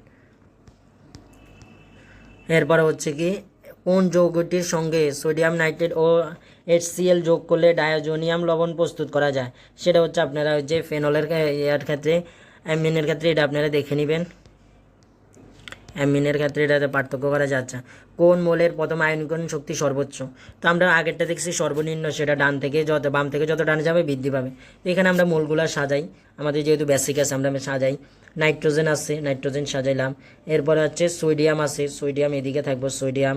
এরপরে অক্সিজেন আছে, নাইট্রোজেনের পরে হয় অক্সিজেন। এরপরে ফসফরাস আছে, এটার পরে হচ্ছে ফসফরাস বসবে এখানে। তো দেখেন আমরা এখন দেখলে এটার পরে হচ্ছে এগুলা। তো তাহলে প্রথম যত ডানে যাবে এবং যত উপরে থাকবে তত আয়নীকরণ শক্তি বেশি থাকবে। দেখেন এখানে অক্সিজেন সবার থেকে ডানে আসে এবং উপরে আসে। এখন বলতে পারবেন ভাইয়া ফসফরাস তো এদিকে আসে, হয়তো ফসফরাস যেহেতু প্রথমে আপনার কি sodium, magnesium, aluminium, silicon, phosphorus এদিকে যাবে। তো ফসফরাস তাহলে ভাইয়া তো ফসফরাসের বেশি, আমি তো বলছি ভাইয়া নিচে আসলেই এটার আয়নীকরণ শক্তি কম হয়ে যাবে। তো এটা যেহেতু অক্সিজেন ডানে আসছে তাই অক্সিজেনের সবচেয়ে বেশি তৈরি আয়নীকরণ শক্তি বেশি অক্সিজেনের এটার মধ্যে। ও সরি হাইড্রোজেন। এখন আপনারা মনে হইতে পারে কি অক্সিজেনের ক্ষেত্রে বেশি হতে পারে আমার মতন, যদি হঠাৎ করে তাড়াতাড়ি দাগাই ফেলেন আর কি। তো মনে রাখবেন যে আমি যখন অক্সিজেন বলছি তখন আমার ওই যে আয়নীকরণ শক্তির একটা ব্যতিক্রম আছে, তখন আমার এটা মনে পড়ছে। তা আসলে কি আমি যদি অ্যান্সারের দিকে তো খেয়াল করি না, অক্সিজেন দাগানোর পরে আমার মনে হয়েছে কি এটা তো নাইট্রোজেনের বেশি দেখা যায়। এখন কিভাবে দেখা যায় সেটা আমি বলে দিচ্ছি। সেটা হচ্ছে কি দেখেন নাইট্রোজেনে আপনি ইলেকট্রন বিন্যাস করেন 1s2 2s2 2p3, এটা নাইট্রোজেনের। এরপরে আপনি অক্সিজেনের ক্ষেত্রে করেন, অক্সিজেনের ক্ষেত্রে 1s2 2s2 2 3p4। তো দেখেন মনে রাখবেন আয়নীকরণ শক্তি বেশি হয় কাদের? যাদের হচ্ছে তাদের সর্বশেষ কক্ষপথে এই যে 3p, আমরা জানি পি এর মধ্যে সর্বোচ্চ থাকতে পারে 6টা, কিন্তু যখন 3টাও থাকবে সেটাও স্থিতিশীলতা দেখায়। মনে রাখবেন যার সর্বশেষ কক্ষপথে বেশি স্থিতিশীলতা দেখা বেশি সেটার আয়নীকরণ শক্তি বেশি এবং যত ডানে থাকবে। এরা মূলত হচ্ছে এটা ব্যতিক্রম থাকে, নাইট্রোজেনের বেশি থাকে অক্সিজেনের থেকে, এগুলো ব্যতিক্রম। যেমন ইলেকট্রন আসক্তির ক্ষেত্রে ক্লোরিনের বেশি থাকে ফ্লোরিনের থেকে ইলেকট্রন আসক্তি, তো এগুলো একটু ব্যতিক্রম থাকে। কিন্তু আমরা ইলেকট্রন আসক্তি জানি যত নিচে যায় তত কমতে থাকে। ক্লোরিন তো উপরে, ক্লোরিন নিচে, কিন্তু কমার কথা, কিন্তু ক্লোরিনের ক্ষেত্রে বাড়ে এবং ক্লোরিনে কমে। এটা মূলত এদের ওই যে শক্তির স্তরে যে শক্তিটা নিয়ে আসতে হবে, অন্য শক্তি স্থানান্তর করতে হবে, ইলেকট্রন আসক্তির মধ্যে স্থাপন করতে হবে, এটা নিয়ে ব্যাখ্যা। তো আশা করি বুঝতে পেরেছেন। পরে কোন ধাতুর পরমাণুর এস অরবিটালের একটি বিজোড় ইলেকট্রন আছে? তো আপনারা এই যৌগগুলোর ইলেকট্রন বিন্যাস করবেন। ইলেকট্রন বিন্যাস শেষে যদি এস অরবিটালে একটা ইলেকট্রন যেটা থাকবে সেটাই মূলত হচ্ছে এটা এই যৌগটা, সেটা ক্রোমিয়ামের ক্ষেত্রে দেখা যায়। কোনটির ইলেকট্রন বিন্যাসে অ্যালুমিনিয়াম 3+ আয়নের অনুরূপ? অর্থাৎ আপনি অ্যালুমিনিয়াম যখন থাকে, শুধু অ্যালুমিনিয়াম থাকলে সেটা 13 থাকে। অ্যালুমিনিয়াম যখন 3টে ইলেকট্রন ত্যাগ করে তখন সেটা হয়ে যায় 10। তো এটার মধ্যে দেখবেন কোনটাতে 10 আছে।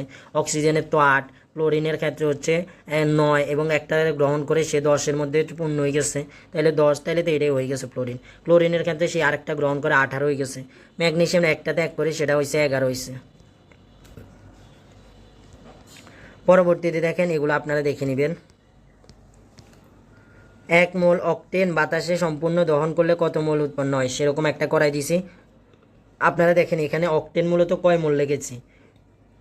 অক্টেন মূলত লেগেছে মাত্র 2 মোল। অক্টেন থেকে আমরা কত মোল পানি উৎপন্ন করেছি? 18 মোল। তাহলে যেহেতু 1 মোলের কথা বলছে, তাহলে 2 মোল থেকে যদি 18 মোল পাই আমরা, 2 মোল থেকে যদি আমরা 18 মোল পাই, 1 মোল থেকে কত পাবো? অবশ্যই 9 মোল পাবো। তাহলে 9 অ্যান্সার 9।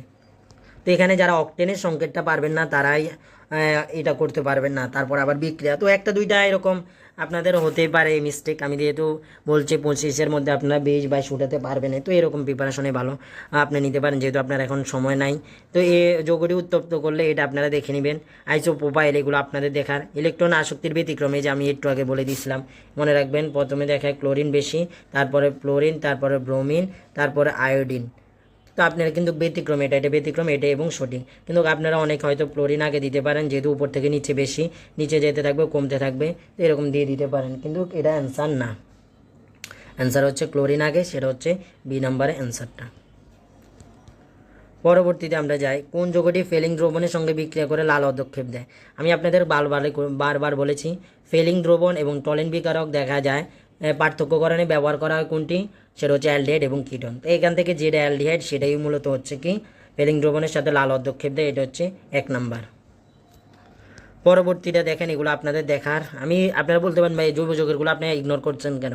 দেখেন জৈব যৌগেরগুলো আপনাদেরকে এখন বুঝাইতে গেলে ক্লাসটা দীর্ঘ হবে, কেউ ক্লাসে অর্ধেক করে চলে যাবে, তার কারণ অনেকের জৈব যৌগ ভালো লাগে না, চলে যেতে পারে। আপনার যদি মন চায় আমার ওই 125টার ক্লাসটা করে আসেন, এখান থেকে সুন্দর করে ইনশাল্লাহ পারবেন। নিম্নের কোন মোলটি পরিবর্তনশীল যোজতা দেখায় না। তো যা বলেছি, যারা ডি অরবিটালে 1 থেকে 9 এবং যারা অবস্থান্তর মোল তারা হচ্ছে পরিবর্তনশীল যোজতা দেখা যায়, প্যারাচুম্বকীয় ধর্ম দেখা যায় এবং রঙিন যৌগ গঠন করে। এখান থেকে যেটা হচ্ছে অবস্থান্তর মোল নয়, সেটা হচ্ছে যৌগ পরিবর্তনশীল যোজতা প্রদর্শন করে না, সেটা হচ্ছে জিঙ্ক।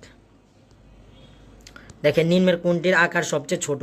তো আকার ছোটোর ক্ষেত্রে আমি বলেছি কি, ওই যে যদি ক্যাটায়নের চার্জের সংখ্যা বেশি থাকে, ক্যাটায়ন চার্জের সংখ্যা যার বেশি সেটাই মূলত হচ্ছে কি আকার ছোট। ক্যাটায়নের চার্জের সংখ্যা যত কম হবে তার আকার তত বড় হবে। মনে রাখবেন চার্জের থেকে যদি সোডিয়াম এরকম থাকে সেটার আকার সবচেয়ে বড় থাকে। আর অ্যানায়নের ক্ষেত্রে আমি কি বলেছি, অ্যানায়নের চার্জের পরিমাণ যত বেশি থাকবে, অ্যানায়নের চার্জের পরিমাণ যত বেশি থাকবে, অ্যানায়নের চার্জের পরিমাণ যত বেশি থাকবে এটার আকার সবচেয়ে বড় থাকবে ক্লোরিন থেকে। তো আশা করি এখানে অ্যান্সার হবে কি ম্যাগনেসিয়াম 2+। এটা দুইটা তো আকার সবচেয়ে বড়, এগুলা বাদ আগে। সোডিয়াম এবং ম্যাগনেসিয়াম 2+-এর মধ্যে যেহেতু ম্যাগনেসিয়ামের হচ্ছে চার্জের পরিমাণ বেশি 2, তাই এটার আকার ছোট। আশা করি বুঝতে পেরেছেন। 1 মোল হাইড্রোজেন গ্যাস কয়টি ইলেকট্রনে আছে, তো এটা আপনারা দেখে নেবেন কোনটিতে আয়নিক ও সমযোজিক বন্ধন আছে। দেখেন সি নাম্বারে যেটা পটাশিয়াম এবং সায়ানাইড, এটা মূলত যোগ এর আয়নিক বন্ধন বিদ্যমান এবং এরা মূলত হচ্ছে কি আপনার সমযোজীয় বন্ধন বিদ্যমান। মনে রাখবেন কি আপনাদের জন্য আমি যে বন্ধনের যে বলেছিলাম কোনো যৌগ দেখে কোন বন্ধন হতে পারে সেটা আপনাদের অবশ্যই জানতে হবে। এরপরে দেখেন এখানে নাইট্রোজেন এবং হাইড্রোজেন, এরা হচ্ছে কেপির মান বলতে বলেছে, কেপির একক, এখানে একক চেয়েছে। তো এই দেখেন আমি কেপির মূলত কোনো একক নেই, কেপি কেসির কোনো নির্দিষ্ট একক নেই, মূলত একক নেই। যদি আপনার এটিএম আকারে থাকে কেপির ক্ষেত্রে, তখন আপনারা কী হিসাব করবেন, এটিএম লিখবেন এবং এর উপরে ডেল এন দিবেন। ডেল এনটা মানে কি হচ্ছে বিক্রিয়কের মোল সংখ্যা থেকে উৎপাদের মোল সংখ্যা থেকে বিক্রিয়কের মোল সংখ্যা বিয়োগ দিবেন। তো এখানে উৎপাদের মোল সংখ্যা 2, এরপরে বিক্রিয়কের মোল সংখ্যা 3, 1, 4, আপনাকে 4 হিসাব করলাম। তো 2 থেকে 4 গেলে -2, তো ইনভার্স এটিএমের উপরে ইনভার্স 2 যে ডার আছে সেটাই অ্যান্সার। তো দেখেন আমরা পরবর্তী যাই, এটা হচ্ছে কি 0.5 মোল, এটা আপনারা পারবেন, এগুলো তো আপনাদের পারা, এগুলো অনেকগুলো দেখাই দিছি। এরপর হচ্ছে এটাও আপনাদের পারবেন, এটা এস এর মান দেওয়া আছে, এটা এম এর মান দেওয়া আছে, ডাব্লিউ এর মানটা বের করবেন, তো এগুলো আপনাদের পারতেই হবে। নিম্নের কোনটি নিউক্লিওফাইল বিকারক, তো হচ্ছে এটা তো পারবেন পানি। এরপরে কোনটি সবচেয়ে বেশি স্থিতিশীল কার্বোক্যাটায়ন, 3 ডিগ্রি যেটার মধ্যে আছে সেটাই, এই যে সি নাম্বারে 3 ডিগ্রি আছে, 3 ডিগ্রি। তো আশা করি দেখতে পাচ্ছেন, এটা তো আরেকটা কোশ্চেন, এর আগে যে কোশ্চেনটা আসছিল এই কোশ্চেনে এরকমই কোশ্চেনগুলো ছিল। অনেকে ক্লাস করতে করতে মনে হইতে পারে ভাইয়া আগের কোশ্চেনগুলোই তো বারবার পড়াচ্ছেন, না ভাই কোশ্চেন চেঞ্জ হচ্ছে।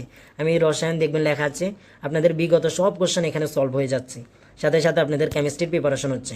বাকি যে প্রিপারেশনটা আমি ওইটার আলাদা ভিডিও দেওয়ার চেষ্টা করবো, সময় থাকলে ইনশাল্লাহ। দোয়া করবেন আমার জন্য, আমরা যেন সুস্থ থাকি, আর অবশ্যই আমার মায়ের জন্য দোয়া করবেন, কারণ এই ক্লাসগুলোর পিছনে তার অবদান অনেক অনেক অনেক বেশি। এরপরে এটা আপনারা দেখে নেবেন, এগুলো আপনারা পারবেন। এরপরে এটা থেকে সালফারের জারণ মান এগুলো করাইছি। নিচের কোন আয়নটি জলীয় দ্রবণে বর্ণহীন, জিঙ্ক 2+ বর্ণহীন, যেটা বলাইছি ডি অরবিটালে অবস্থান্তর মূলের ক্ষেত্রে। কোনটি জ্যামিতিক সমানতা দেখায়, সবই তো ভাই দেখাইলাম, একই তো কোশ্চেন মনে হচ্ছে আপনাদের। ওই যে আপনারা যে যৌগটা দেখবেন অবশ্যই অ্যালকিন হতে হবে এবং এদের একই রকম হতে পারবে না, 2 কার্বনে ভিন্ন ভিন্ন থাকবে, তখনই তারা দেখাবে। তার পরবর্তীতে আমরা চলে যাই। এখন অনেকের মনে হইতে পারে ভাই সব একই, মনে হবে, কিন্তু এগুলো সবই একই নয়। কিন্তু কোশ্চেন রিপিট হয় কিভাবে দেখতে পাচ্ছেন, কোশ্চেন রিপিট বলতে টাইপ রিপিট হয়। এরপরে হচ্ছে 0.1 মোল জিঙ্ক 2+ আয়নকে জিঙ্কে পরিণত করতে কত ফ্যারেড খরচ হয়। এখানে 0.1 দেখেন, এখানে 0.1। তো মনে রাখবেন আমরা যেহেতু জানি 1 মোল সমান 1 ফ্যারেড, তার মানে হচ্ছে 0.1 মোল সমান 0.1 ফ্যারেড। তো আমরা মূলত জিঙ্কের ক্ষেত্রে কী পাই, 2 মোল, 2টা ইলেকট্রন যেহেতু খরচ হয় এখানে, তো 2 ফ্যারেড পাই আমরা। 2 মোল মানে হচ্ছে 2 ফ্যারেড। তো যেহেতু 2 ফ্যারেড পাই, তাইলে আমরা 0.1-এর সাথে আমরা 2 গুণ করলে কত পাবো, 0.2 ফ্যারেড বা 2 মোল।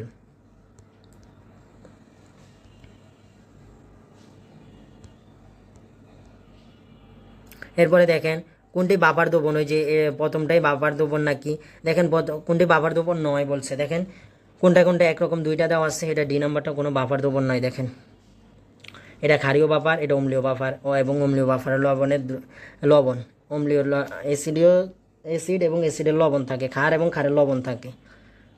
তো আশা করি বুঝতে পেরেছেন। কোন যৌগটি আলোক সমানুতা দেখা যায়, এটা দেখাই দিই। আলোক সমানুতার ক্ষেত্রে মনে রাখবেন এদের চারটা কার্বনের 4টা হাতে ভিন্ন ভিন্ন যৌগ থাকে। কার্বনের এই যে 4টা হাতে ভিন্ন ভিন্ন যৌগ থাকে। আমরা দেখি এখানে আলোক সমানুতা একটা দেখি, এটা 4টা কার্বনের নাই, কারণ এখানে CH3 আছে যেহেতু, এটা নাই, এটা বাদ। এখানে আমরা বি নাম্বার দেখি, একটাতে পাচ্ছি আমরা COOH পাচ্ছি, আরেকটাতে OH পাচ্ছি, আরেকটাতে আর CH3 পাচ্ছি, আরেকটাতে শুধু H, মানে সবগুলো ভিন্ন ভিন্ন যৌগ। তাহলে এটাই অ্যান্সার। পরবর্তীতে যাই, কোনটি লুকাস বি কারক বলেছে, জিঙ্ক ক্লোরাইড এবং গাঢ় HCl। বি নাম্বার, কোন যৌগটি সরলরৈখিক, সেটা হচ্ছে আপনার কার্বন ডাইঅক্সাইড। এর 120 ডিগ্রি আপনার 180 ডিগ্রি যে দেখা যায় না, দেখা যায় সেটা আপনাদেরকে বলেছি। কার্বনের ক্ষেত্রে এটা মূলত কার্বন ডাইঅক্সাইড হচ্ছে আপনাদের মোট 180 ডিগ্রি দেখা যায়, কারণ হচ্ছে কার্বন ডাইঅক্সাইডের ক্ষেত্রে আপনার 2 থাকে, তো 2sp থাকে। তো আমি আগে sp থাকে শুধু। তো আমি আগের মনে হয় আগের একটাতে তো আপনাদেরকে এগুলো বলেছি, মনে রাখবেন। কার্বনের ক্ষেত্রে কি, কার্বন ডাইঅক্সাইডের ক্ষেত্রে sp এবং সেটার 180 ডিগ্রি সরলরৈখিক। তারপরে দেখেন পিভিসি পলিমারের পুনরাবৃত্তি আপনি যে বলেছি আসছে। দেখেন প্রোপাইনের অণুতে সিগমা এবং পাই বন্ধন পড়াইছি। কোন গ্রুপটি মেটা নির্দেশক কারা বলেছি, যে যারা হচ্ছে OH বা মেথা, অর্থাৎ OH না, যাদের হচ্ছে কোনো যৌগের ক্ষেত্রে যদি, এটা তো হয় নাই, কোনো একটা যৌগের ক্ষেত্রে যদি সে তার ডান পাশে অক্সিজেন তড়িৎ ঋণাত্মকতার মান বেশি থাকে, সেটাই হচ্ছে নিষ্ক্রিয়কারী গ্রুপ এবং এটি মেটা নির্দেশক। তো এখানে কি আছে, সি নাম্বার আছে এটার অ্যান্সার। আশা করছি আজকের ক্লাসটা 2 ঘন্টার প্রায় হয়েছে। যারা যারা ক্লাসটা সুন্দর করে দেখছেন, তারা আসলে দেখছেন কোনগুলা রিপিটে। আমি 22 সালের কোশ্চেন, 17 থেকে 22 সালের কোশ্চেন সবগুলো সলভ করানোর চেষ্টা করছি। শুধু জৈব রসায়নের কিছুগুলা কোশ্চেন ইগনোর করছি, যেগুলো আপনারা নিজেরাও এখান থেকে দেখে নেবেন। তাহলে আমার ক্লাসটা আমি যে সাজেশন দিচ্ছি, যারা আমার সাজেশন পড়ছেন, এখন ভাইয়া আপনারা কমেন্টে আমাকে বলতে পারেন, ভাইয়া 1000বার যে জিজ্ঞেস করেন ভাইয়া আপনার কমন কি পড়বে নাকি, কমন কি পড়বে নাকি, আমি যে বলি ভাইয়া টাইপটা কমন পড়বে ইনশাল্লাহ, টাইপটা কমন পড়বে ইনশাল্লাহ। এই কারণে বলি, এই কারণে আপনাদের কেমিস্ট্রির এই কোশ্চেনগুলো আমি সলভ করাইছি। তো ভালো করে করবেন এবং ভালো একটা রেজাল্ট ভাইয়াকে অবশ্যই জানাবেন, প্লিজ অবশ্যই জানাবেন। আপনাদের রেজাল্টের অপেক্ষা থাকবো। আপনারা যারা যে রেজাল্ট করেন জানাবেন, আর গ্রুপে জয়েন হয়ে যাবেন। আপনার পেজ আছে, পেজের লিঙ্ক ডিসক্রিপশনে আছে, আমার কমেন্টে আছে, আপনারা অবশ্যই করবেন। এখানে আমার বন্ধু সামিউল আলিফ, সে পেজটা দেখাশোনা করছে, সেখানে আপনাদের জন্য সে অনেক ব্যবস্থা করে কোশ্চেন দিচ্ছে, ডেলি অনেকগুলো কোশ্চেন দিবে। তো আপনারা সেখানেও অ্যান্সার করার চেষ্টা করবেন। তো সবাই ভালো থাকুন, সুস্থ থাকুন, অবশ্যই আমাদের সবার জন্য দোয়া রাখবেন, আমার বন্ধুদের জন্য, আমার জন্য, আমার ফ্যামিলির জন্য, সবার জন্য দোয়া রাখবেন। আপনাদের জন্য অবশ্যই দোয়া আছে। তো সবাই ভালো থাকুন, সুস্থ থাকুন, আল্লাহ হাফেজ, আসসালামু আলাইকুম।